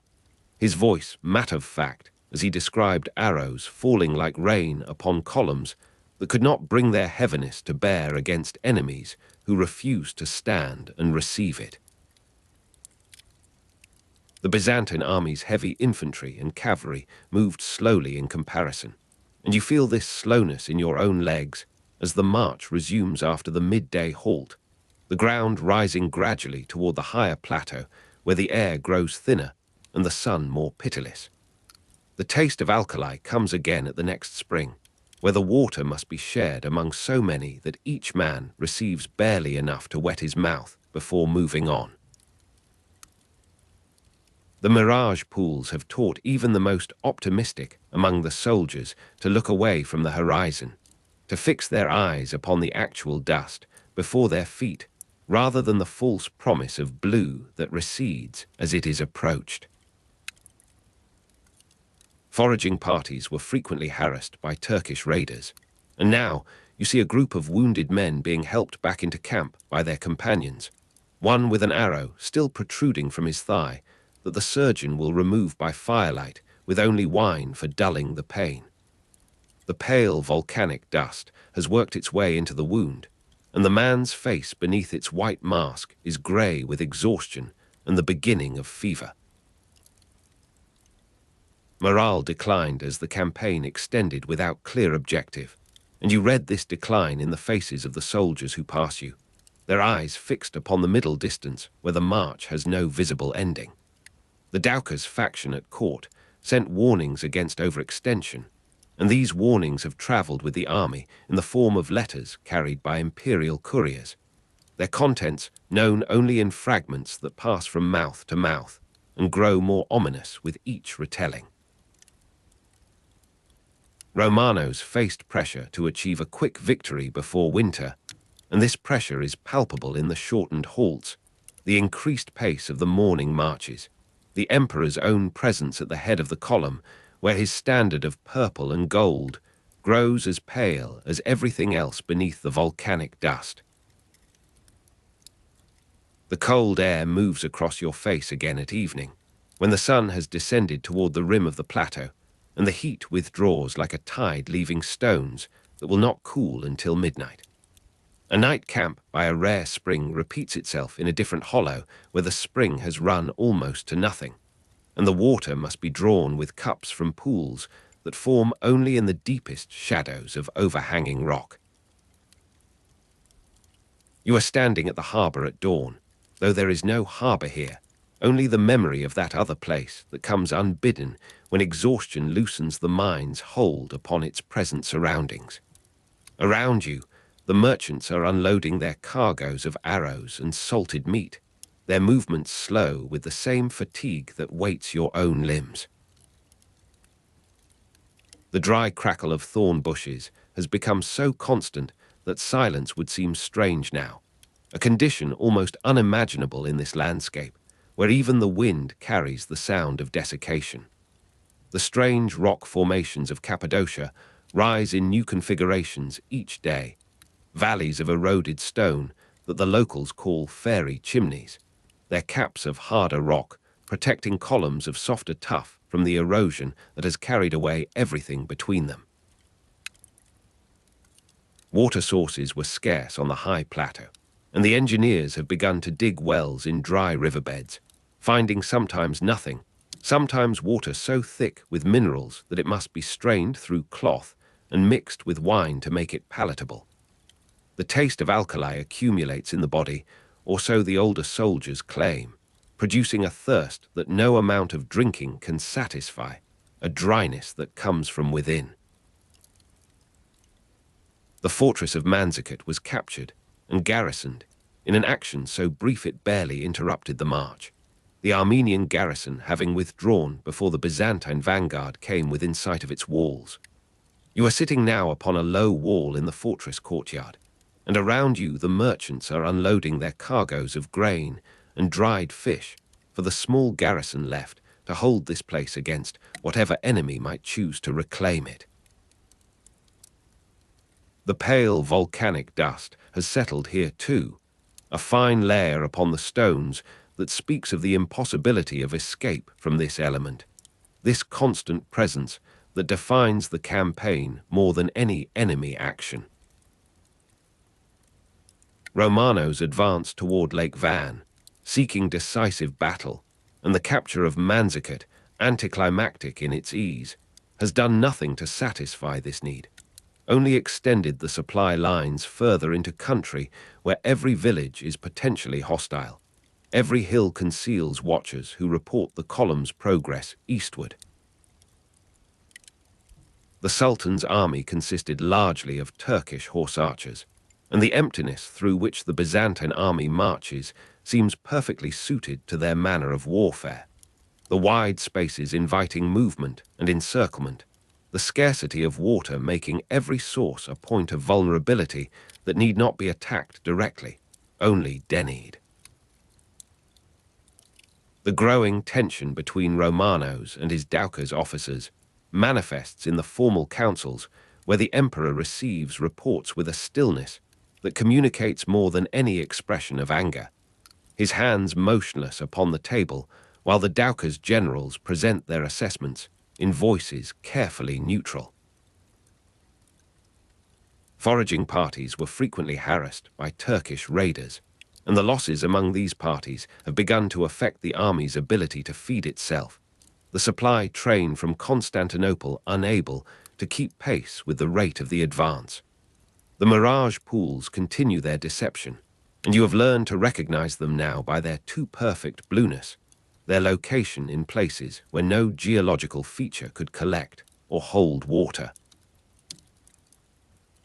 The cold air moves across your face at dawn when you stand upon the rampart of Manzikert and look eastward toward the mountains that rise between the army and Lake Van, their peaks still holding snow though the valleys below burn with summer heat. The dry crackle of thorn bushes will come again when the sun has climbed, but now there is only this brief coolness, this moment of clarity before the dust and the marching resume. The first skirmishes with Turkish horse archers, arrows from nowhere, have multiplied in frequency until they are no longer remarkable, the sudden fall of shafts from riders visible only as dust on some distant ridge, the cries of wounded men, and the hurried formation of shields that arrives always too late to prevent the damage. The pale volcanic dust works its way into the mechanisms of crossbows and the joints of armor, requiring constant attention from soldiers who have no energy to spare for maintenance that should be routine. The taste of alkali has become familiar enough to be almost unnoticed, the body's accommodation with discomfort extending even to this fundamental element of survival. You are standing at the harbor at dawn, and the phrase comes again unbidden. The minds retreat to some other place, some other dawn that held the possibility of departure and escape from whatever the day might bring. The fortress of Manzikert was captured and garrisoned, and from this base, the emperor has sent out his demands for information, his orders for the Armenian princes to join him with their local forces, his promises of reward, and his threats of punishment for those who delay. The dry crackle of thorn bushes accompanies a halt in a valley where no spring has been found, the column straggling to a stop in disorder that would have been unthinkable weeks before, when the army left Constantinople in ordered splendor. The mirage pools have become a subject of grim humor among the soldiers, wagers placed upon which apparent lake will prove most persistent in its deception, which will most disappoint the hope it briefly raises. The cold air moves across your face at evening, and you are sitting now beside a fire built of thorn roots that burn with a smoke that stings the eyes and leaves a bitter residue upon the tongue. Around you, the merchants are unloading their cargoes of the last remaining supplies, their stocks depleted by the demands of a march that has continued far longer than planned. The strange rock formations of Cappadocia have given way to gentler terrain as the army descends toward the plain, but the dust remains, the pale volcanic dust that will not be left behind until the army returns to lands where rain falls and green things grow. The army reached the plain of Manzikert in late August, and this arrival is marked by no ceremony, only the gradual spreading of the column across a flatness that extends to the horizon in all directions, the mountains that surround it visible as faint blue lines that might themselves be mirage. You are standing now upon this plain, and the dust cloud visible for miles behind the marching columns has settled as the movement ceases, the army deploying into a camp that extends across acres of dry grass and stony soil. The first skirmishes with Turkish horse archers have taught the soldiers to dig their trenches with extra care, to place their palisades where they might intercept the approach of riders who come at speed and vanish before any answer can be made. The taste of alkali persists even here, where a river runs with water that must be boiled and settled before it can be safely drunk, the minerals suspended in its flow leaving white deposits upon the kettle and the cup. The pale volcanic dust rises again as the wind moves across the plain, stirring the powder that covers the ground to a depth of inches, the product of volcanic eruptions that occurred in ages beyond memory. The dry crackle of thorn bushes is absent here, the plain too flat and too cultivated to support the scrub that grew upon the plateau. But the heat itself remains, pressing down upon the camp with a weight that makes the afternoon hours a torment of stillness and sweat. Foraging parties were frequently harassed by Turkish raiders, and even upon the plain, the gathering of firewood and the grazing of horses must be conducted under guard, the army contracting into itself as the enemy approaches. The mirage pools have no place upon this flatness where the horizon is honest, and the only deception lies in the distance itself, the way that objects diminish without disappearing, the way that riders approaching seem for long minutes to make no progress toward you.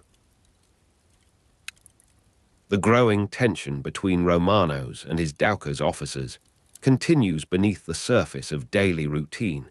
the councils where strategy is discussed becoming occasions for the rehearsal of grievances that extend back to Constantinople and the factions that have divided the court for years. The strange rock formations of Cappadocia belong to the march now completed, the memory of them already fading into the general recollection of dust and thirst and the slow attrition of movement through difficult country. The first skirmishes with Turkish horse archers have prepared the soldiers for what may come, yet preparation and experience are different qualities, the one a matter of expectation, the other of survival through actual danger.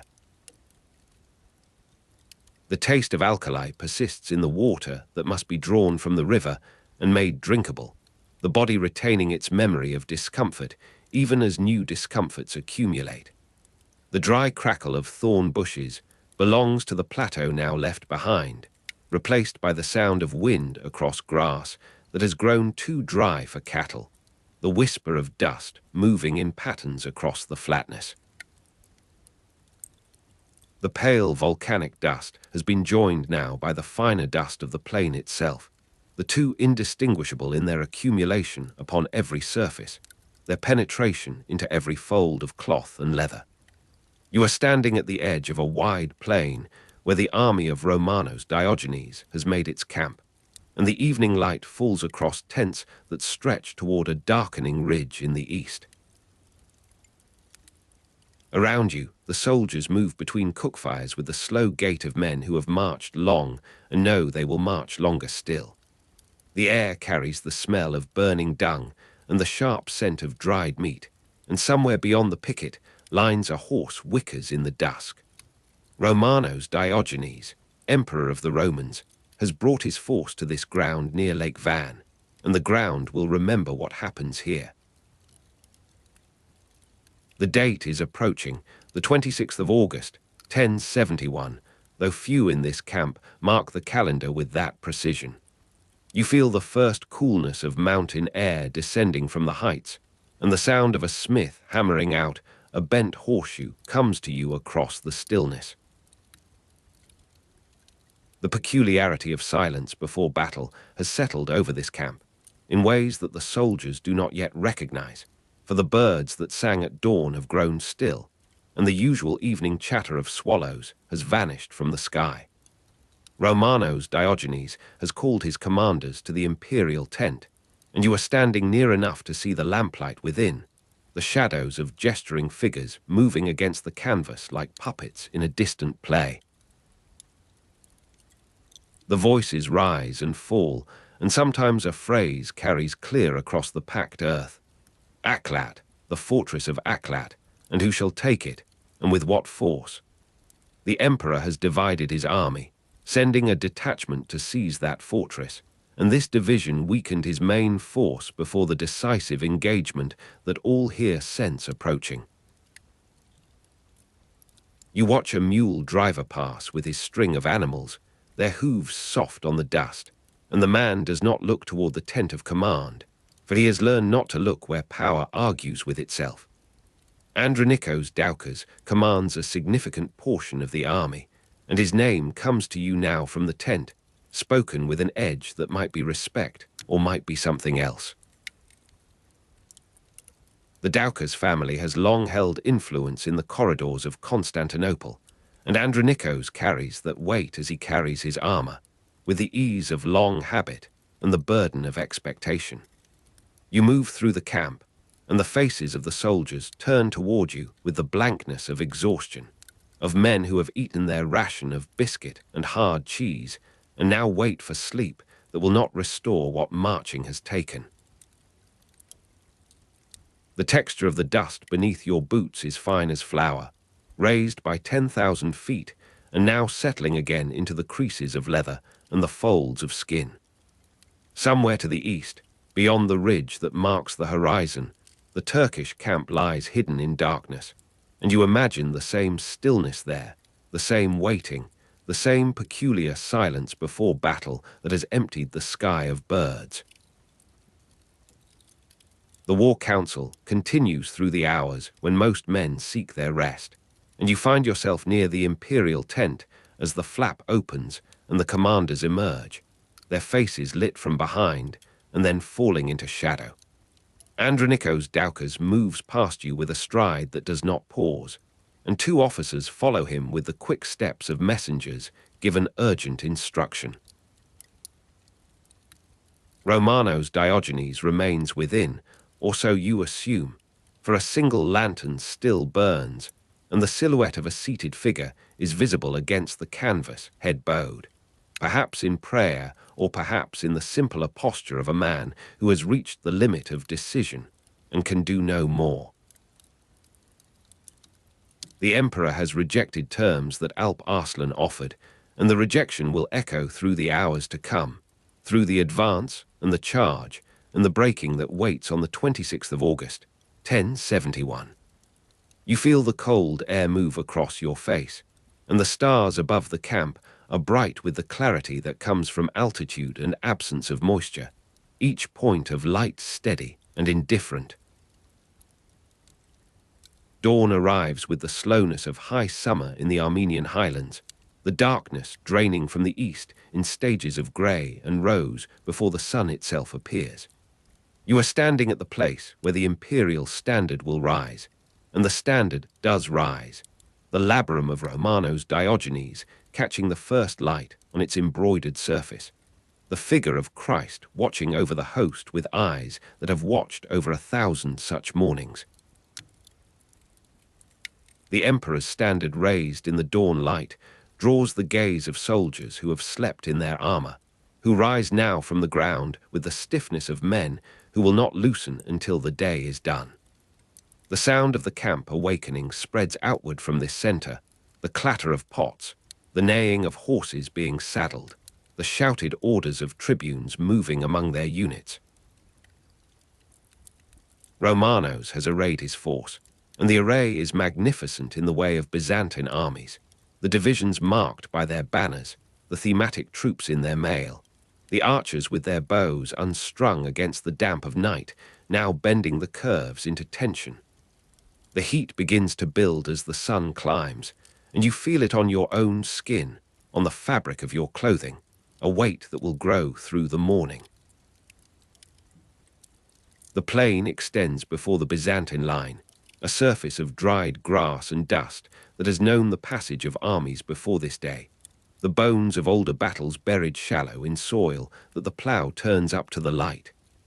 Romanos Diogenes has positioned himself where tradition demands, at the center of the line, surrounded by his guards and his standard, and the soldiers can see him there, a figure on horseback, his armor catching the sun. Andronikos Doukas holds the left wing, or so the heralds have proclaimed, and his division waits with the patience of men who have stood in line before.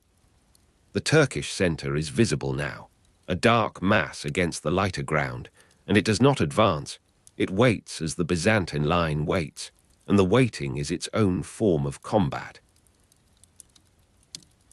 You move along the front of the army, and the faces of the soldiers are fixed forward toward the enemy, toward the battle that will give meaning to this campaign of 1071.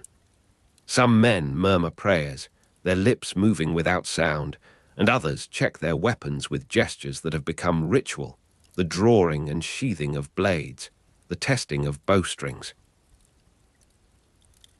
The iron smell of blood is already present, though no blood has yet been spilled, rising perhaps from the butchered animals of last night's meal, perhaps from the anticipation of wounds that every soldier carries within him. The sun's heat on armor becomes suddenly intolerable as the morning advances, the metal plates that protect the body becoming vessels for the sun's own fire, and you see men shift in their harness, seeking some relief that will not come. The Turkish center remains visible, and it seems to shimmer in the rising heat, a mirage of force that might be less than it appears, or might be more. The order comes, and it comes with the slowness of all orders in large armies, passed from voice to voice, from trumpet to trumpet, until the whole line begins to move. The slow advance across the dusty plain begins, and you are walking with it, feeling the vibration of thousands of feet through the earth itself, a low rumble that is less than sound, and more than absence. The dust rises, fine and choking, and the line becomes indistinct, a column of grey within which individual men struggle to maintain their place, their formation, their sense of where they are in relation to the whole. Romanos Diogenes advances at the center, and his standard is visible above the dust, a fixed point around which the army organizes its movement. The Turkish center does not await the charge, it withdraws, it melts away before the Byzantine advance, and the melting is so gradual that at first it seems merely tactical, a response to pressure, a yielding of ground that will be regained. The realization spreads through the Byzantine line with the slowness of comprehension in men whose blood is high with advance, whose eyes are narrowed against dust and expectation. The Turkish center is not retreating in disorder. Its withdrawal is measured. It maintains its intervals, and the space it yields is space that traps the attacker, stretching the Byzantine line across ground that offers no cover, no refuge, no point at which to consolidate and rest. The Seljuk tactic is deliberate feigned retreat, and the deliberation is visible now in the way the Turkish horse archers circle on the flanks, never coming to close combat, always releasing their arrows and withdrawing before response can reach them. You feel the first arrows fall, and they fall without the sound of immediate threat,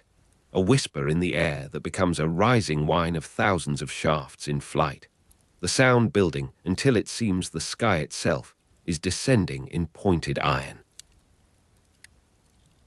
The Byzantine wings break under sustained arrow fire, and the breaking is not dramatic at first. It is a crumbling, a thinning of the line as men fall or seek to escape the rain that comes from above. Andronikos Doukas allegedly spread confusion about the emperor's fate, and the confusion spreads now with the speed of rumor in armies that have lost their cohesion, the word passing that Romanos has fallen, that the day is lost, that flight is the only wisdom. You are caught in the press of men moving backward, forward in no direction, and the dust has become a pall that obscures all but the nearest figures, the screams of wounded horses and the shouts of commanders trying to rally what will not be rallied. The distant dust of the Turkish encirclement closing is visible now on every side, a wall of grey within which darker shapes move, the Turkish cavalry completing their design with the patience of men who have practiced this destruction across many fields before this one. Romanos was wounded in the hand during fighting, and the wound bleeds across his grip on the reins, a dark slickness that he does not notice or has no time to notice.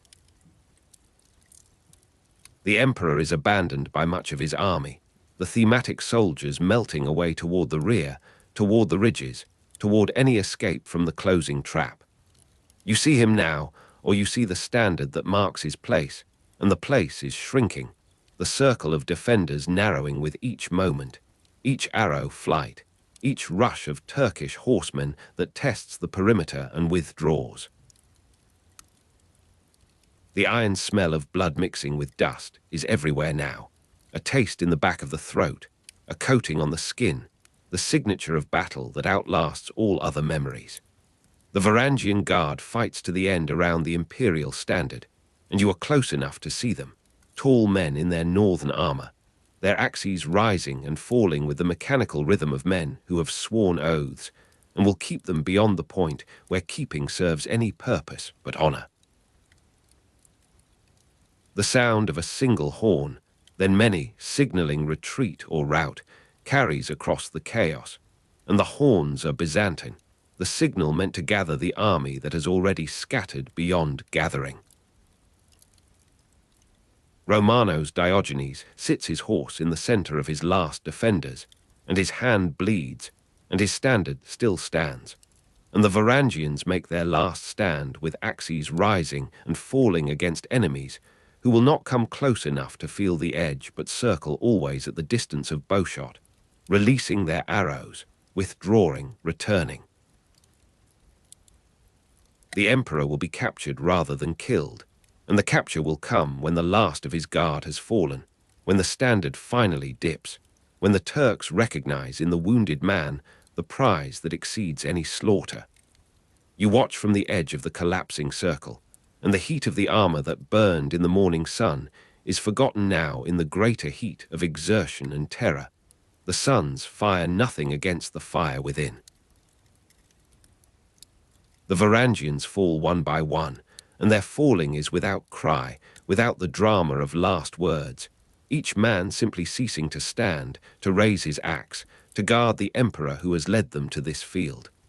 The imperial standard dips and rises and dips again, and finally a Varangian holds it upright from his knees, and then from the ground, and then it falls.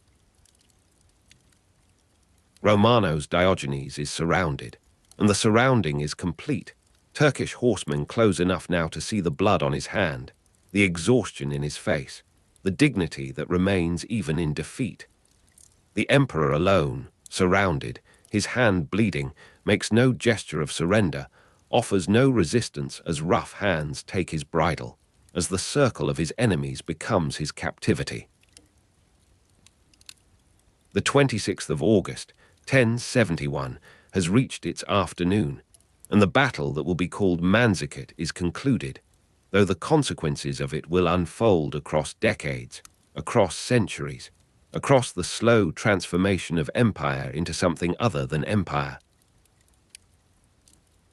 The plain empties of combat with the strange suddenness that follows all battles, the living separating from the dead, the wounded crying out for attention that will not come in time, the Turkish horsemen riding among the fallen with the practicality of men who seek weapons, armor, anything of value in the scatter of defeat. Casualty figures in sources are unreliable but clearly heavy, and the heaviness is visible in the density of still forms across the ground where the armies met, in the cries that rise from every quarter as the sun reaches its zenith and begins to descend. The defeat was more a collapse of cohesion than a massacre, and the distinction matters to those who will write of this day, who will seek in the collapse some explanation other than the simple failure of Byzantine arms against Turkish tactics. You walk among the fallen, and the dust settles slowly over everything, over the faces of the dead and the living, over the blood that darkens the ground, over the armor that has failed to save its wearers. The distant dust of encirclement has become the immediate dust of Turkish camps being established on the field, the practical business of victors who must feed men and horses, who must secure prisoners, who must send word to Alp Arslan that the terms rejected by Romanos have become unnecessary, the battle itself having decided what negotiation could not. You find yourself near a group of wounded soldiers, Byzantine, their armor discarded, their wounds bound with strips of clothing already dark with seepage. They do not speak of the emperor, do not ask what has become of Andronikos Doukas, do not seem to know that the day is lost beyond any recovery. The peculiar silence before battle has become the different silence after battle, the absence of purpose, the waiting for whatever comes next in a world that has changed in ways these men cannot yet comprehend. The sun descends toward the ridge that marked the eastern horizon at dawn, and the heat becomes bearable, then pleasant, then cold as the mountain air returns with the evening. Romanos Diogenes, emperor of the Romans, has been led away toward the Turkish camp, his hand bound now, or so you imagine, the wound given some rough attention by captors who value him living. The date is fixed, the 26th of August, 1071, and the place is fixed, this plain near Lake Van, and the campaign of 1071 has found its ending, though the story of Romanos will continue through captivity and return and the final betrayal that waits in Constantinople. The horns that signaled retreat have faded into memory, replaced by the ordinary sounds of evening in a camp, the preparation of food, the tending of horses, the low conversation of men who have survived and must now make sense of their survival. You move away from the field of battle, and the darkness rises from the east as it rose this morning, and the stars that were bright above the camp of Romanos are bright above the camp of Alp Arslan, or perhaps above the same camp with different inhabitants, the continuity of ground persisting through the change of fortune. The bones of older battles buried shallow in soil that the plough turns up to the light have new companions now, and the memory of empire written in the distribution of villages and the alignment of roads will be rewritten, slowly, in the years that follow this day, this defeat, this capture of an emperor by an enemy he sought to destroy. The cold air moves across your face, and you are tired, and the plain extends around you in the darkness, and the darkness is complete where the fires have not yet been lit, and the fires when they come will mark the Turkish victory, the Turkish possession of this ground that Romanos Diogenes sought to hold for Byzantium. Andronikos Doukas has survived, or so the rumors suggest, and his survival will become its own story, its own accusation, its own place in the accounting of who failed and how, and with what consequence for the empire that now faces a world changed by what happened here. The rising whine of thousands of arrows in flight has become the silence of memory, the replaying that will haunt the survivors, the sound that will wake them in the years to come, the arrows that fell and would not stop falling until the line broke and the flight began, and the emperor stood alone with his guard, in the center of a circle that closed and closed until it was done. The darkness inside the tent has a texture you did not expect, a thickness that seems to press against your eyelids even when they are closed. You are lying on felt carpets that cushion the hard ground beneath you, and the unfamiliar smell of mutton fat lamps drifts from somewhere beyond the woven partition, carrying with it the residue of countless evenings in this highland camp. Around you, the wounded men of your scattered army mutter and shift in their own bindings, their breath shallow with exhaustion. The cold of Highland nights without proper bedding seeps through the layers of wool and into the bones, and you feel it most keenly where your own wounds have been bound by enemy hands, the strips of clean linen applied with a gentleness that surprised you. The lamp's smoke curls upward toward the smoke hole, and you watch it dissolve into the blackness above, thinking of the distant mountains of home, visible in your mind, though you have not seen them yet in this new captivity. Somewhere in the camp, a horse stamps and blows, and the sound carries through the felt walls like a memory of movement, of the flight that brought you here. The first night in the Turkish camp stretches across hours you cannot measure, for time has lost its familiar shape. You listen to the breathing of the men around you, some sleeping now from sheer depletion, others waking and dozing in cycles of pain. The softness of felt carpets after hard marching seems almost a cruelty, this comfort offered by the same hands that broke your army apart, and you wonder what calculation lies behind such treatment. The cold deepens toward morning, and you pull the rough wool closer, feeling the crust of dried sweat and dust on your skin, the residue of the battle that now belongs to yesterday or the day before. You are no longer certain. The distant mountains of home have begun to form in your mind as a fixed point, a geography of longing that you will return to in thought even when your body moves in other directions. The unfamiliar smell of mutton fat lamps becomes, by repetition through the long hours, a kind of anchor to this place, this moment, this version of yourself that you do not yet recognize. Dawn comes without color at first, only a graying of the darkness around the edges of the tent, and then the voices of the camp rising into activity. You are brought water in a copper basin, and the servant who carries it does not meet your eyes, though his movements are careful, almost deferential. The cold of Highland nights without proper bedding has stiffened your wounds, and you move slowly, accepting the assistance of your own men where they can manage it. Outside, the camp spreads across a valley you did not see in the chaos of arrival, the tents arranged in orderly rows, the horses picketed in lines, the smoke of cooking fires rising into air that carries the first warmth of the day. The taste of mare's milk, offered in hospitality, comes to you with the morning meal, sour and thin and strangely sustaining, and you drink it because it is offered, because refusal would be a gesture without purpose now. The distant mountains of home show themselves at last, pale shapes on the western horizon, and you understand that you are farther from them than you have ever been, that the journey back will not be measured in days alone.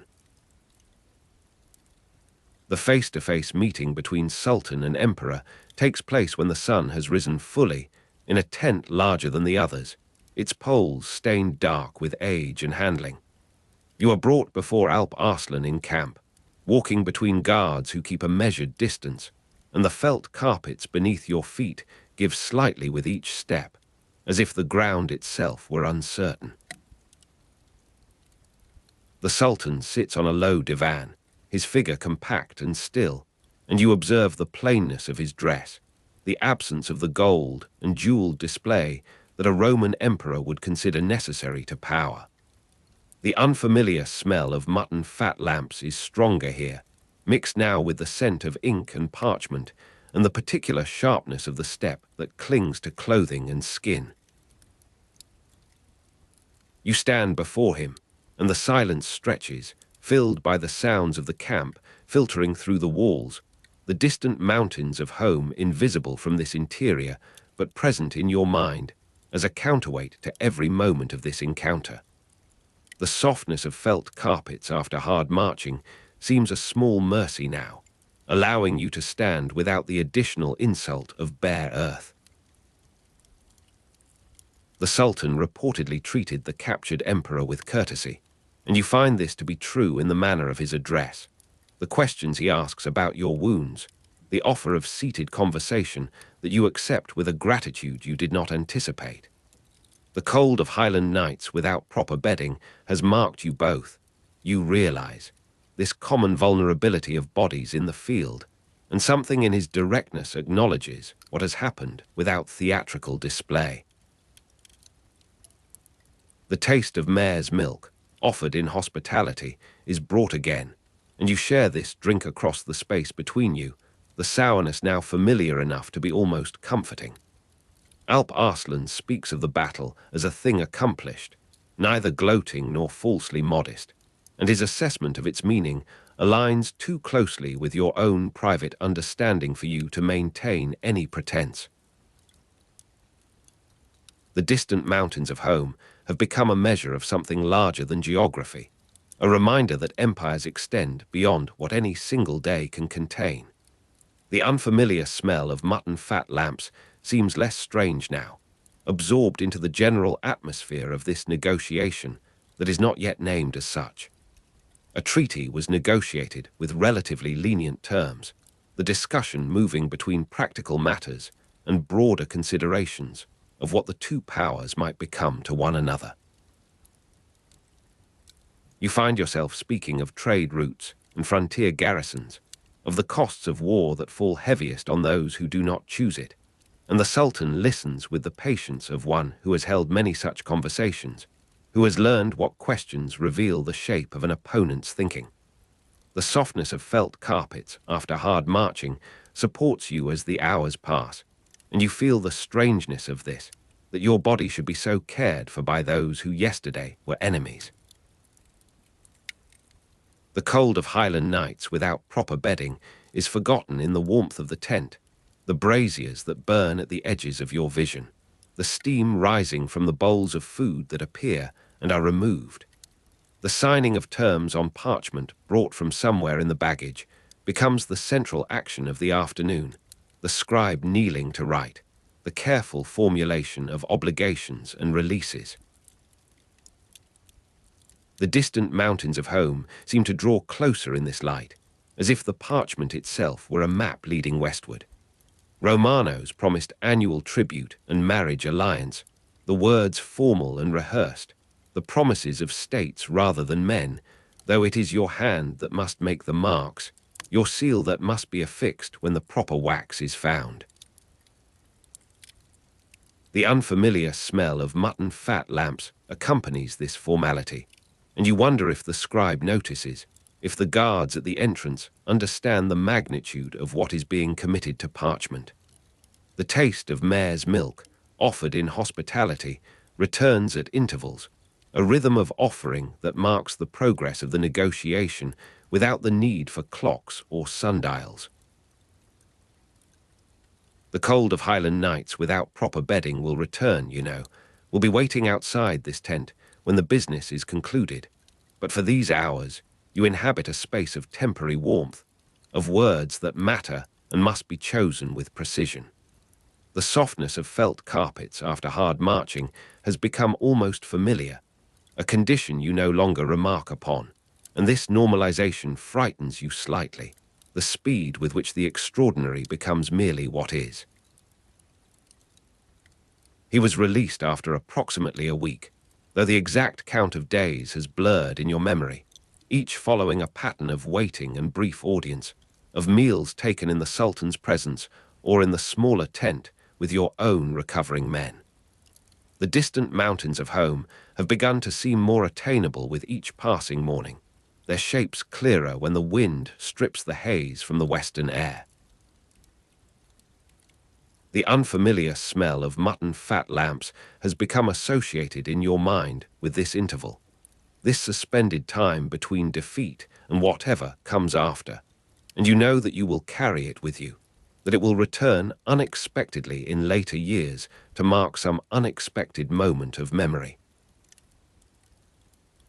The cold of Highland nights without proper bedding has not lessened, but your body has adapted, finding positions that preserve warmth, accepting the additional blankets that appear without asking their source. The taste of mare's milk, offered in hospitality, is now simply food, simply drink, the sourness no longer remarkable. The softness of felt carpets after hard marching has taught you something about the conditions of survival, the accommodations that must be made when the world changes its shape around you. The return journey to Constantinople took weeks, beginning with the gathering of stragglers, the men who had hidden in valleys, and behind ridges, who emerged at word of the emperor's survival with a hope that seemed almost embarrassing in its nakedness. You move westward in a company that grows slowly, the unfamiliar smell of mutton fat lamps replaced now by the smoke of your own campfires, the harder labor of gathering fuel in country that has been stripped by the passage of armies. The distant mountains of home draw closer with each day's march, their details sharpening, the particular profiles that you recognize from campaigns decades past, from journeys in happier seasons. The cold of Highland nights without proper bedding persists, for your baggage train was lost, your tent and furnishings scattered or taken, and you sleep now as your soldiers sleep, wrapped in what can be found or made.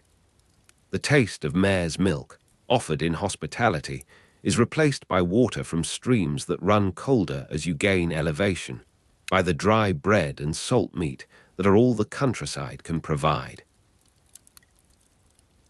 The first rumors that the capital had declared him dead reach you in fragments, carried by merchants on the road, by shepherds who have heard from travelers, by the kind of whisper that moves faster than any official messenger.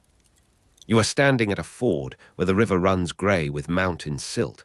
and the man who speaks to you does not know who you are, speaks freely of the mourning in the great churches, the eulogies already composed, the succession already contemplated.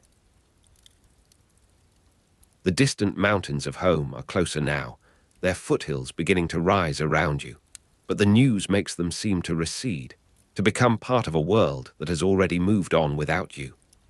The cold of Highland nights without proper bedding continues, and you feel it now as a kind of punishment, a physical echo of the exclusion you are learning about in these chance conversations. The unfamiliar smell of mutton fat lamps returns in memory, associated with a time when your place in the world was simpler, when captivity was the only uncertainty to be faced. The softness of felt carpets after hard marching seems now a luxury almost incomprehensible,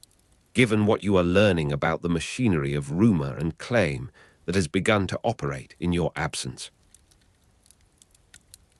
The growing certainty that the treaty would be disowned settles upon you gradually, confirmed in the faces of officials who meet you at way stations, in the hesitation of couriers who carry messages you are not permitted to see. The taste of mare's milk, offered in hospitality, seems now to belong to another order of experience, one where agreements held meaning beyond their immediate circumstances. You continue westward, the distant mountains of home finally giving way to the rolling hills that precede the capital, the landscapes of your youth and early command. The cold of Highland nights without proper bedding has become merely the cold of autumn evenings, unremarkable, seasonal, no longer the extremity of a foreign campaign. The unfamiliar smell of mutton fat lamps fades from your clothing at last, replaced by the wood smoke and incense of approaching civilization, the complex odors of a city that has already buried you in its imagination. The softness of felt carpets after hard marching will be restored to you in the palaces, you know, but as a condition of imprisonment rather than courtesy, a comfort that marks your reduction rather than your standing.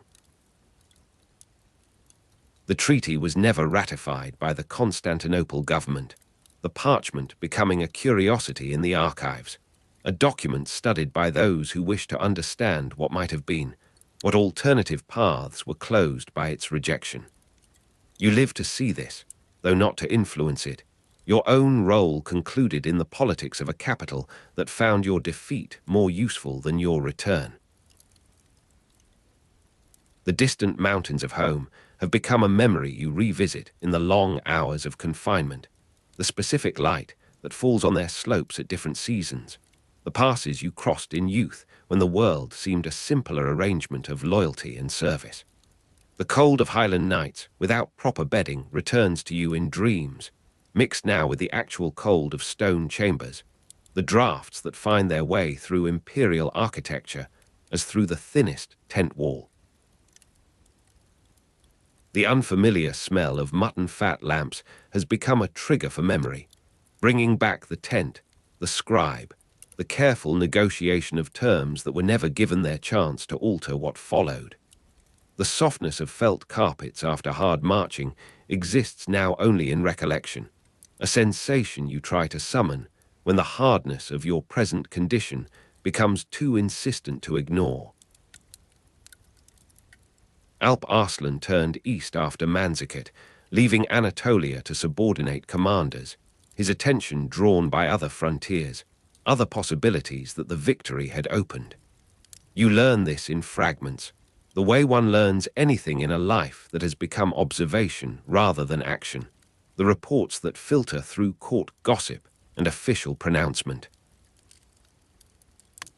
The distant mountains of home have become a fixed point in your internal geography, the reference against which you measure all other landscapes, all other journeys. The cold of Highland nights without proper bedding is a memory you share with no one, for the others who experienced it are scattered or dead, their own recollections silenced by time or violence. The unfamiliar smell of mutton fat lamps persists in your senses with a clarity that seems almost supernatural, as if some part of you remained in that tent, still negotiating, still hoping for an outcome different from the one that history records. The Sultan was assassinated in 1072, a year after the battle, the news reaching you through channels you no longer control, in a form you cannot verify. You are old enough now to understand how quickly the mighty become subject to the same fragility they seem to transcend, how the protection of armies and titles dissolves in the moment of a blade's entry. The softness of felt carpets after hard marching comes to mind unbidden, a memory of the Sultan's tent, the courtesy extended there, the recognition between two men of the costs that power exacts. The distant mountains of home are visible from your window on certain clear days, and you watch them as you once watched the lamp smoke curling toward the smoke hole, with the same patient attention to what moves and what remains. The cold of Highland nights without proper bedding seems almost desirable now, a purity of sensation that would interrupt the numbness of your present condition. The unfamiliar smell of mutton fat lamps returns with the memory of that courtesy, that negotiation, the moment when something other than hatred seemed possible between the representatives of opposed worlds. His vizier Nizam al-Mulk effectively ruled the empire after 1072, the administrative mind continuing the structures that the warrior had established, the partnership of sword and pen that had raised the Seljuks to their present height. You follow these developments with the attention of one who has learned that power flows through channels deeper than any single life, that the death of a sultan alters less than it appears to. The taste of mare's milk, offered in hospitality, has become part of a story you tell yourself, a narrative of that week that grows more detailed as other memories fade, the precise quality of the light, the particular angle of the sultan's head when he listened. The distant mountains of home change with the seasons, snow-covered now bare, now green with the brief intensity of Highland spring, and you mark time by these changes more than by the court calendar. Nizam al-Mulk was murdered by assassins in 1092, the method as significant as the death itself, the dagger in the dark that spoke of new forces in the world, new forms of political violence that would reshape the possibilities of empire. You receive this news with the equanimity of extreme age, the recognition that the pattern continues, that those who administer power become targets for those who would seize or redirect it. The unfamiliar smell of mutton fat lamps returns in this connection, the memory of a different kind of political order, one where the Sultan's tent was sanctuary, where the forms of hospitality held even enemies in temporary safety. The distant mountains of home are obscured today by a grey rain that falls steadily, blurring the boundaries between earth and sky, between what you know and what you merely imagine. The cold of Highland nights without proper bedding seems a small hardship now, measured against the assassin's blade, the poisoned cup, the methods by which power transfers in the world you have survived to observe. The softness of felt carpets after hard marching belongs to a past that grows more distant with each year, more precious with each loss that confirms its irrecoverability. Malik Shah I succeeded his father and continued expansion, the son building on foundations that the father had laid, the pattern of dynasty that you recognize from your own history, your own failed attempt to secure continuity. The distant mountains of home are visible again as the rain clears, their peaks catching the last light of afternoon, and you watch until the color fades, until they become mere shapes against the darkening sky. The unfamiliar smell of mutton fat lamps persists with a clarity that seems to come from somewhere beyond ordinary memory, as if the self who experienced it was still present in that tent, still engaged in the negotiation that history would forget. The softness of felt carpets after hard marching represents for you now the possibility of dignity in defeat, the maintenance of form when substance has been lost. The Seljuk realm reached greatest extent under Malik Shah, the empire stretching across horizons that the first Seljuk chieftains could not have imagined, the transformation of a steppe people into the rulers of ancient cities and fertile plains. You observe this from your confinement, the reports that reach you filtered through many hands, the maps you study in borrowed atlases, trying to comprehend the world that has continued its expansion while you have remained fixed. The distant mountains of home have witnessed this same history from their immovable vantage, have seen empires rise and extend themselves and contract again, the pattern repeating across centuries you will not live to see completed. The unfamiliar smell of mutton fat lamps accompanies your reading now, the association so strong that you seem to detect it in the incense and candle wax of your chamber, a phantom presence that comforts even as it disturbs. The Sultan's death in 1092 led to fragmentation before the First Crusade, the empire that had seemed so solid dividing among contenders, the unity of purpose dissolving in the familiar competition for precedence and territory. You understand this pattern, have lived it, have been destroyed by it in your own smaller sphere, and you watch the reports with the recognition of one who has seen how quickly the structures of power can become their own enemies. The distant mountains of home are covered with snow today, the white extending down to the tree line, the passes that you once crossed now impassable until spring. The cold of Highland nights without proper bedding merges in your memory with this present cold, the distinction between then and now growing less certain as your hold on time weakens. The softness of felt carpets after hard marching is the final sensation you return to, the physical memory of a surface that yielded, that supported, that allowed you to rest in the midst of defeat and begin the longer work of understanding what had been lost and what might yet be found. The golden light on the Theodosian walls at sunset falls across your shoulders as you stand on the road from the west, indifferent to your exhaustion and to the name you carry. Romanos Diogenes, emperor of the Romans, has returned from the field of Manzikert, and the walls that should open now remain closed.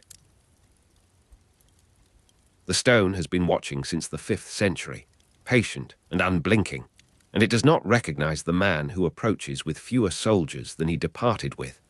dust still clinging to the folds of his cloak, with the memory of a surrendered sword heavy in his hand.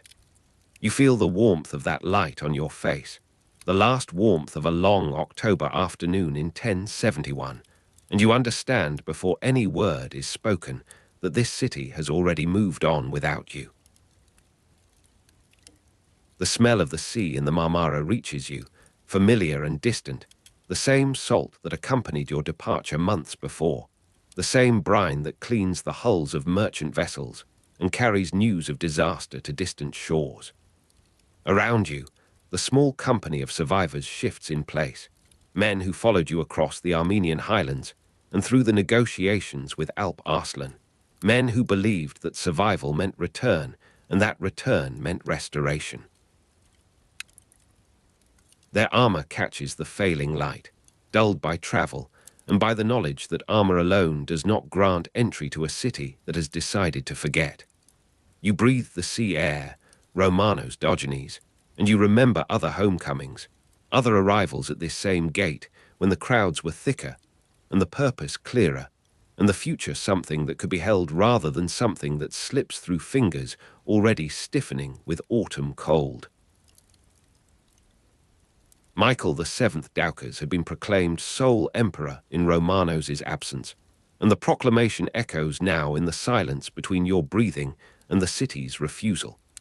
The Doukas family had prepared for Romanos' return as threat, had prepared with the thoroughness of men who understand that legitimacy is a garment that must be seized and worn immediately before another can claim it. You stand before walls that have witnessed 17 sieges and outlasted them all, and you are not a besieger but a supplicant, not an enemy but an inconvenience that the gates are designed to exclude. The light moves higher on the battlements, the golden hour turning toward copper, and no face appears at the watchtowers to acknowledge what you were or what you have become. The night brings cold from the Thracian plain, and you make camp where the road widens before the moat, close enough to smell the wood smoke of the city, and far enough to understand that the hearths are not yours. Fires are lit in the darkness, small and insufficient, and the men gather around them with the silence of those who have witnessed something they cannot yet name. You sit apart, Romanos, Diogenes, feeling the ground beneath you that yields less than the felt carpets of the Sultan's tent, feeling the absence of welcome as a physical pressure against your chest. The Theodosian walls stand black against a sky where stars emerge slowly, indifferently, and the city beyond them holds counsels that concern your fate without including your voice. Morning arrives without change, the gates remaining closed, the walls watched by eyes that do not meet yours. You send messengers, Romanos, Diogenes, as emperors do, and the messengers return with words that mean nothing and everything, with phrases about propriety and timing, and the will of the Senate that has already been consulted and already decided. The Doukas family's preparation shows in the smoothness of the refusal, in the absence of any crack through which you might force your presence. The golden light on the Theodosian walls at sunset will come again, you know, and again the walls will be indifferent. Again the stone will absorb the warmth that is not offered to the man who stands before them with his name grown heavy with defeat. You turn away from Constantinople, Romanos, Diogenes, and the turning is the first of many movements that will carry you into a future narrower than the past. The provinces of Asia Minor lie to the east, where armies might be gathered, and where loyalty might still exist in forms that the capital has not yet corrupted. The smell of the sea in the Marmara fades behind you, growing distant in a new way, becoming the smell of a place that knew you once and knows you no longer. Your horse moves beneath you, and you feel the rhythm of that movement as something separate from your will, as something that continues because horses continue, because the body continues, because the story requires a next chapter even when the teller has lost the thread. The interior of Asia Minor opens around you as October deepens into November. The landscape of your former campaigns now become the landscape of your desperate hope. Romanos gathered supporters in Asia Minor to reclaim his throne, and the gathering is slow, is painful, is composed of men who come not from certainty, but from calculation, from the weighing of possibilities that shift like the mountain weather. You speak in courtyards where the vine leaves have turned and fallen, Romanos, Diogenes, and in the doorways of churches where the frescoes watch with the same indifference as the Theodosian walls. Each conversation is a negotiation with time, with the knowledge that Michael the Seventh Doukas sits in the palace you built your life around, that the court in Constantinople remains focused on precedence and ceremony, while you stand in provincial dust, explaining what empire means to men whose horizons reach only to the next valley. Civil war followed between 1071 and 1072, and you are its reluctant author, its protagonist in a drama whose script you did not write. The months accumulate in small victories and smaller defeats, in the securing of towns whose names will not survive in histories, in the departure of supporters who calculate that your star has set, and that attachment to it will drag them into darkness. You feel the approach of winter in your bones, Romanos Diogenes, in the stiffness of morning and the early darkening of evenings that leave too many hours for thought. The iron's heat, visible as a dull red in the darkness, is not yet present, is still a future that your imagination touches and withdraws from, but the cold that precedes it is everywhere, in the unheated rooms where you draft appeals, in the faces of men who listen and promise and fail to arrive when the banners are raised. The sound of cathedral bells for another emperor's coronation reaches you once, carried on a wind from the west that brings also rumors of ceremonies you are not invited to, of acclamations sung in voices that once pronounced your name. Michael the Seventh Doukas, sole emperor, Michael the Seventh Doukas, whose reign continues until 1078, whose name will be spoken in the capital, while yours is spoken in fewer and fewer places, with less and less conviction. You stand in a courtyard in Amorian or Iconium, the location blurring with repetition and with the sameness of desperate purpose, and the bells are already memory, already part of the soundscape of a world that operates according to rhythms you no longer control. The court in Constantinople remains focused on precedence and ceremony, and you are the precedence that has been surpassed, the ceremony that has been replaced. Spring comes to the Anatolian plateau with the violence that follows long winters, and with it comes the final collapse of your gathered hopes. Romanos was defeated and captured by loyalists of Michael the Seventh, and the defeat is not dramatic, is not the stuff of songs, but rather the slow erosion of position until there is nowhere left to stand. Supposed allies reveal their calculations, their agreements with messengers who arrived in the night, their understanding that survival in the empire of the Doukas family requires the sacrifice of old attachments. You are taken in the hours before dawn, Romanos Diogenes, when the light is uncertain, and the guards at your tent have withdrawn according to arrangements you were not party to. The hands that seize you are rough with haste, and the questions they ask require no answer, have already been answered by your presence here, by your refusal to accept what the gates of Constantinople told you months before. The dark cell receives you, and the darkness is complete, is intentional, is designed to remove the last distinctions between yourself and the stone that surrounds you. You sit with your back against a wall that holds the cold of deep earth, Romanos Diogenes, and you understand that the story has reached the point where your agency ends, where the history that will be written moves into other hands and other purposes. The traditional Byzantine method of deposition requires this, requires the destruction of sight that is also the destruction of authority, the transformation of a rival into something that cannot be looked upon, cannot be followed, cannot be imagined as returning. He was blinded in June 1072, and the June heat that fills the cell does not warm you, does not reach the core of what is being taken. The approach of the heated iron is the last thing your eyes record, the dull red expanding until it fills the world, until the world becomes that color and then becomes nothing.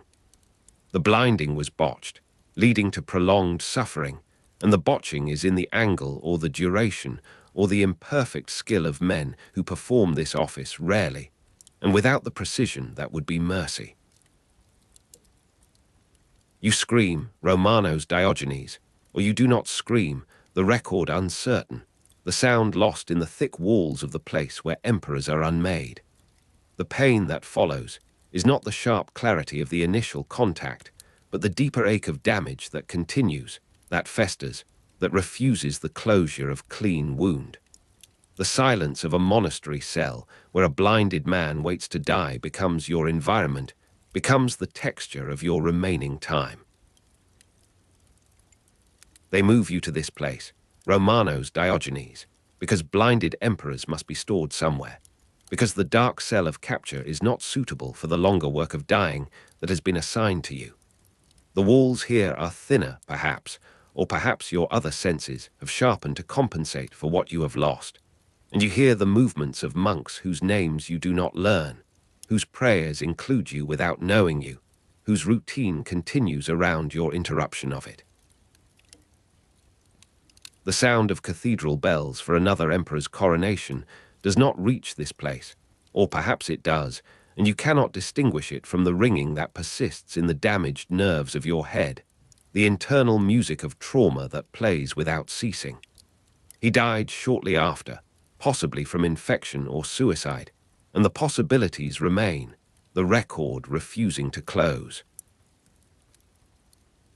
You feel the approach of ending in the fever that rises and falls, in the wounds that do not heal and the wounds that you do not allow to be seen, in the choices that narrow to a point where choice itself becomes indistinguishable from its absence. The long dying, alone, while the court resumed its ceremonies, is the final movement of your story, the passage where you are most present and most absent, most yourself and most already historical. The ceremonies in Constantinople continue without reference to you. Michael VII Doukas moving through the spaces you once occupied, his nickname Parapinax referring to devalued currency, the empire's literal and metaphorical impoverishment proceeding in forms that do not require your witness. Anna Komnene later wrote bitterly of the Doukas family's role, and her bitterness reaches you only as prophecy, as the knowledge that someone will speak what you cannot, that the record will be corrected in some fashion long after correction matters to you.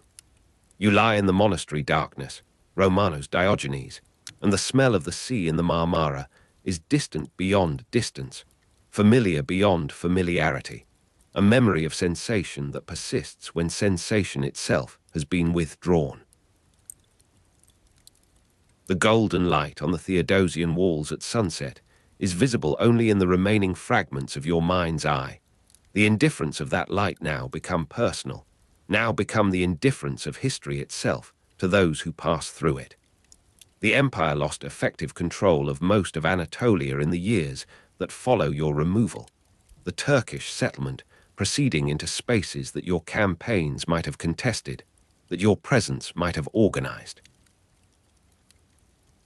The Norman mercenary Rausel de Belul rebelled and operated independently, and his independence is part of the pattern, part of the fragmentation that follows when the center fails to hold, when the emperor is blinded and the provinces must make their own arrangements with chaos. Internal fragmentation prevented organized resistance to Turkish settlement, and the prevention is not dramatic, but cumulative, is the sum of 1,000 decisions to attend to local interest rather than imperial survival, to make peace with the immediate threat rather than maintain the longer discipline of collective defense. You do not know this, Romanos Diogenes, in the hours of your ending, or you know it in some form that does not require the specifics of names and dates and places.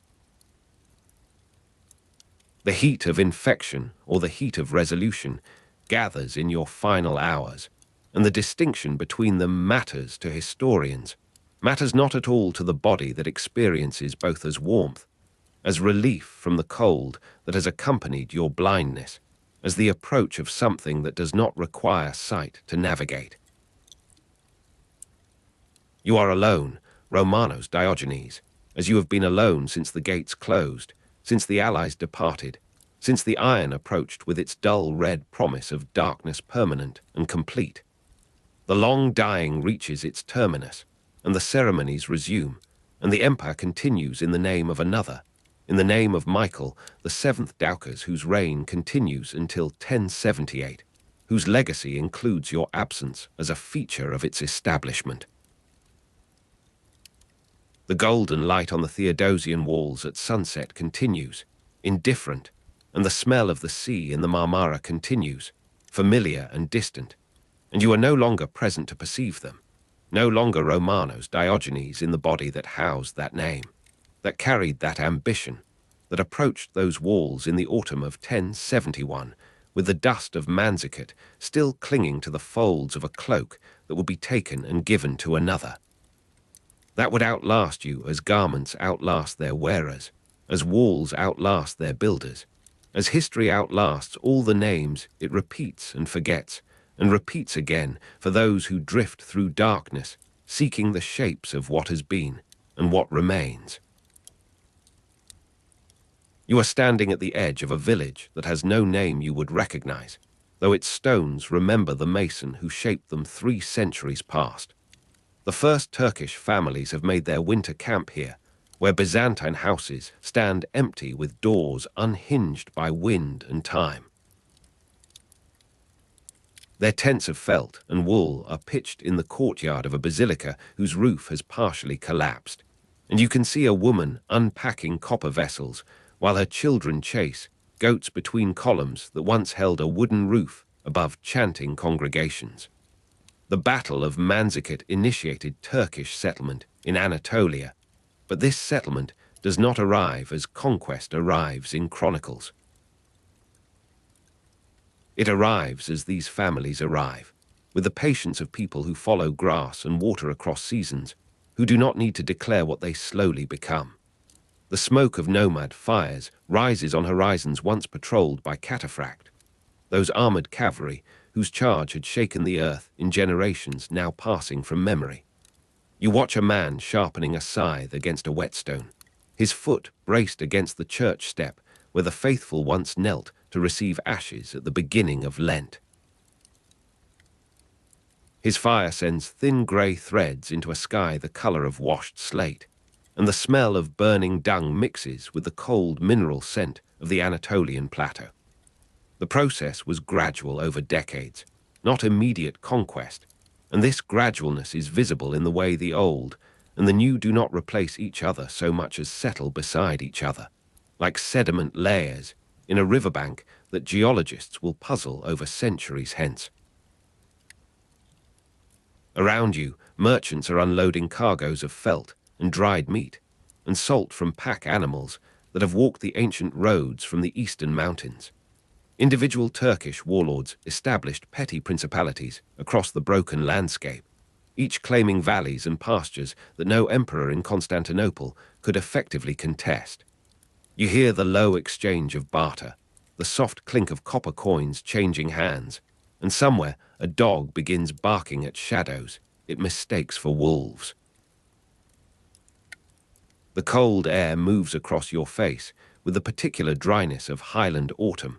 carrying dust from the plateau that will settle on everything, that has settled on everything, that makes no distinction between the sacred and the profane, between what was built to last and what was meant to move on. The sound of sheep bells replaces church bells in highland valleys where the acoustics once carried the liturgy to shepherds on distant slopes.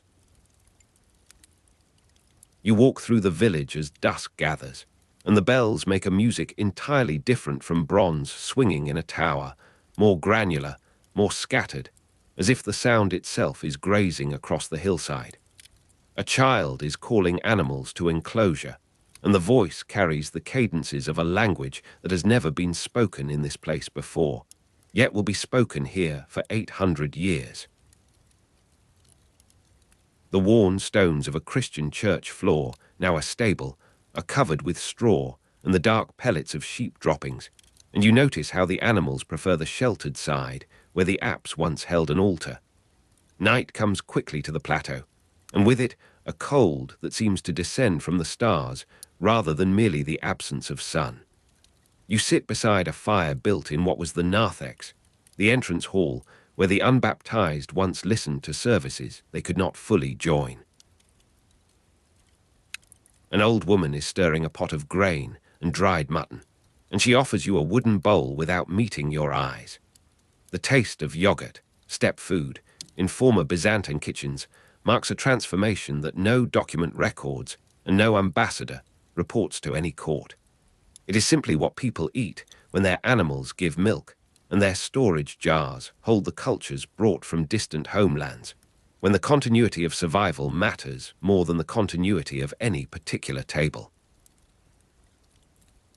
The Sultanate of Rum emerged as the main Seljuk successor state in Anatolia, gathering these scattered principalities into something that could be called a realm, that could mint coins and receive envoys and build the modest monuments of a new aristocracy finding its footing in an old world. You are walking now through a larger settlement, one of the early centers of this emerging power, where a market has established itself beside a dried riverbed that floods unpredictably in spring. Mud brick walls are rising where stone walls have tumbled, and the difference in construction tells its own story about available labor and changing skills, about what knowledge persists and what fades when the people who held it depart or die without teaching. The silence of marble fountains run dry, vines growing in the basin, marks the garden of a house whose owner left for Constantinople and never returned. You run your hand across the rim where the water once sheeted, and the marble is warm from today's sun despite the evening chill. It lasted until the beginning of the 14th century, this sultanate, this particular arrangement of power and faith and language across the plateau, and in its duration it would become something its founders might not recognize, as all foundations become something other than what their builders intended. Byzantine populations remained in many areas for generations, and you pass their descendants in this market, men and women whose Greek speech marks them as belonging to an older stratum of the land's human geography. Greek language and Orthodox Christianity persisted in the interior long after the political borders had shifted, long after the tax registers recorded new names and new obligations. You are standing in a church that still functions, though its congregation has shrunk to a handful of elderly who travel from surrounding villages for the feast days they remember from childhood. The priest is a young man sent from the capital, and he looks exhausted, as if the weight of maintaining this outpost of the old faith in the new landscape has already begun to crush him. The coastal regions and western Anatolia held longer against the tide of settlement and transformation, held because ships could arrive with soldiers, and because the terrain there favored the defensive formations that Byzantine armies still knew how to arrange.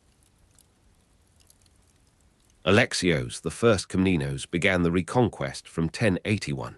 that extraordinary emperor who understood that recovery required not merely armies, but the patience to rebuild what had been broken, to reconstitute the theme system of provincial defense that had once made Anatolia the empire's heartland. You are watching a detachment of his soldiers marching along a road that has been repaired for their passage, their armor catching the morning light as the dust rises around their feet. The theme system never recovered, not fully, not in the way that would make the interior secure again, but these soldiers represent the attempt, the refusal to accept that what had been lost was lost forever. Their presence here is itself a kind of argument against the inevitability of what the plateau is becoming. The First Crusade in 1096 passed through lands already transformed, and you are among the crowds that gather to watch these strange armies move toward Jerusalem. They are filthy, these crusaders, reduced by hunger and disease to something barely recognizable as the martial expedition that left Western Europe 2 years before. They see a land that their chronicles will describe as lost to the infidel, but what they actually pass through is more complicated than that binary allows. The fragmentation of the Seljuk realm after Malik Shah's death in 1092 aided Byzantine recovery, and this fragmentation is visible in the patchwork of authorities they encounter, some hostile, some indifferent, some willing to trade passage for gold or promises of future alliance. You are standing at a ford where a Turkish lord has established his camp to observe the Crusaders' passage, and his interpreter is attempting to explain to a Frankish knight that the land they are crossing is not, properly speaking, anyone's to claim or surrender. The wind across the plateau carries the voices away before they can resolve their mutual incomprehension. The Crusaders pass through, seeing a land already lost, and in their seeing they make it lost, writing the narrative that will be copied and recopied until it becomes the only story that survives. But you remain here after they have gone, and the land remains, and the people who live in it continue their negotiations with change that no chronicle will record.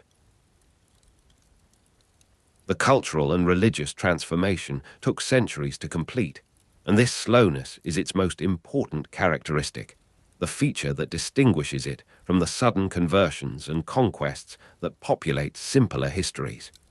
You are in a city that will one day be called Konya, though the name Iconium still appears in the documents of those who remember. The transformation of Hagia Sophia of Iconium into a mosque is happening gradually, as these things happen, not through violence, but through the accumulation of small decisions, the departure of the congregation that maintained it, the arrival of new caretakers who understand the building's orientation differently. A wooden minaret is being constructed beside the dome, and the masons are puzzling over how to attach it to the existing fabric without causing the ancient structure to crack. Many place names in modern Turkey preserve Greek or Armenian origins, and as you walk through this city, you hear them in the mouths of people who no longer know what they mean. The battle itself was less decisive than the political collapse that followed, the rupture of the Byzantine command structure that allowed small groups of armed men to become established where armies would have repelled them. Anatolia's plateau geography favored pastoral nomadism over Byzantine agriculture, with its dry summers and cold winters and the vast distances between reliable water sources. You are watching a family pack their tents for the seasonal migration to winter pastures, and their efficiency speaks of generations of practice, of knowledge encoded in movement that no written manual could preserve. The last Greek bishop departing a see for Constantinople is an old man traveling with a single deacon and a chest of manuscripts that represent the accumulated record of his church's presence here. You encounter them on the road, their mule laboring under the weight of parchment and ink, and the bishop pauses to rest beside a spring that has been marked with a Christian cross, now worn to illegibility. He does not speak of defeat, this man, but of the difficulty of maintaining the liturgy when there are no longer sufficient voices to sing it, of the loneliness of being the one who remembers what the congregation once was. His departure is not the end of Christianity in this place, but it marks a threshold, a point after which the continuation becomes fragmentary, carried by individuals rather than institutions. You are in Constantinople now, or rather you are in the mood of Constantinople, the slow forgetting of what the plateau had been. The smoke of nomad fires on horizons once patrolled by cataphract is not visible here, but it is imagined. It is spoken of in the terms that distance and ignorance permit. The court receives reports that grow less specific with each decade, until Anatolia becomes a vague territory of loss, a place where something went wrong and cannot be made right again. The sound of sheep bells replacing church bells in highland valleys reaches no ear in the capital, where the bells of the great church still ring with their ancient bronze voice, where the continuity of ceremony creates an illusion that the empire remains what it was. You are walking through the streets near the Blasphemy Palace, and a merchant is selling dried fruits from the east, from beyond the lands that Byzantium now controls, and his presence is unremarkable, part of the normal commerce of a city that has always lived by trade. But the fruits come through channels that did not exist before Manzikert, through networks that the Turkish presence in Anatolia has created and that the empire must now navigate rather than command. You hear such a story in a tavern near the harbour, told by a man who claims to have walked from Iconium, who describes the animals stabled where his grandparents were married, who speaks with the particular bitterness of those who have lost what they did not value until it was gone. His listeners are skeptical, as city people always are of country people's tales, but something in his specificity makes them pause, makes them remember other stories they have heard, other rumors of transformation that moves too slowly to be called invasion and too completely to be called anything else. The empire contracts here as it expands there, and the contraction is felt in the spaces between buildings, in the lots that stand empty where commerce once thrived. You are walking through such a space at dusk, and the vines that grow here are not the vines of the plateau, but they share the quality of persistence, of making do with what the decay of human intention leaves available. The wind across the plateau blows also across the Marmara, where it carries the smell of salt and the particular melancholy of maritime cities in autumn. You stand at the harbour at dawn, watching ships prepare for departure to ports that still acknowledge the emperor's authority, and the wind moves across your face with a cold that seems to come from the same source as the plateau's cold, though it has travelled different paths to reach you. Individual Turkish warlords established petty principalities, and from Constantinople, these principalities appeared as temporary disruptions, as problems that a properly organized expedition would resolve. You are in the offices of the bureaucracy, where clerks copy reports and file them in the systematic arrangements that give the empire its persistence, its capacity to outlast the particular crises that destroy less durable structures. It lasted until the beginning of the 14th century, and this duration is itself a kind of reproach to the assumption that what is new is merely provisional. Byzantine populations remained in many areas for generations, and the bureaucracy holds their names in registers that grow dusty, that are consulted less frequently as the years pass and the possibility of reclaiming their taxes diminishes. Greek language and Orthodox Christianity persisted in the interior, and occasionally a traveller arrives in Constantinople who speaks this interior Greek, whose dialect has preserved forms that the capital's speech has abandoned, whose presence is briefly celebrated as a connection to what persists, then forgotten as the connection proves too tenuous to sustain. The coastal regions and western Anatolia held longer, and this holding becomes the focus of imperial attention, the territory that can still be imagined as recoverable, as worth the expenditure of limited resources. Alexios, the first Komnenos, began the reconquest from 1081, and his success in establishing a foothold in the west is celebrated in the chronicles that the bureaucracy preserves, in the panegyrics that make his reign a model for his successors. You are in the archive where these records are kept, and the dust of centuries lies on the shelves, and the copying of these documents continues because that is what the bureaucracy does, because the act of preservation is itself a form of hope. Anatolia's plateau geography favored pastoral nomadism over Byzantine agriculture, and this geographical fact is understood by military planners who study the failure of the theme system, who recognize that the empire's model of settled agricultural defense could not be sustained in terrain that supported a different way of life, a different rhythm of movement and rest. You are among such planners, or rather you are in the mood of such planning, the careful assessment of what is possible that replaces the grand ambition of earlier generations. You are listening to such a scout in a military office, his boots still dusty from the road, his voice hesitant as he describes what he has seen and not seen, the absence of the villages that once supplied the army, the presence of movements that follow no pattern he can explain.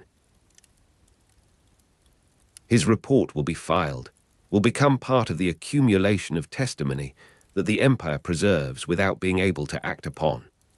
You hear such a story from a merchant who has traveled to the plateau to purchase mules, who describes the strangeness of a landscape where the bells he expects are absent, where other sounds mark the passage of time and the gathering of flocks. His description is awkward, full of the effort to translate experience into language that his listeners will understand, and his failure to convey what he has felt is itself a kind of communication, a testimony to the distance that has opened between the capital and its former heartland. You are in such a house, imagined from Constantinople's distance, where a woman offers you a drink made from fermented milk, and you accept it as you accept all the transformations that travel requires, the adaptations that make movement possible. You are walking through such a space at night, and the stars are bright above the city, and the absence of water in the fountain is not noticed because no one expects water there anymore.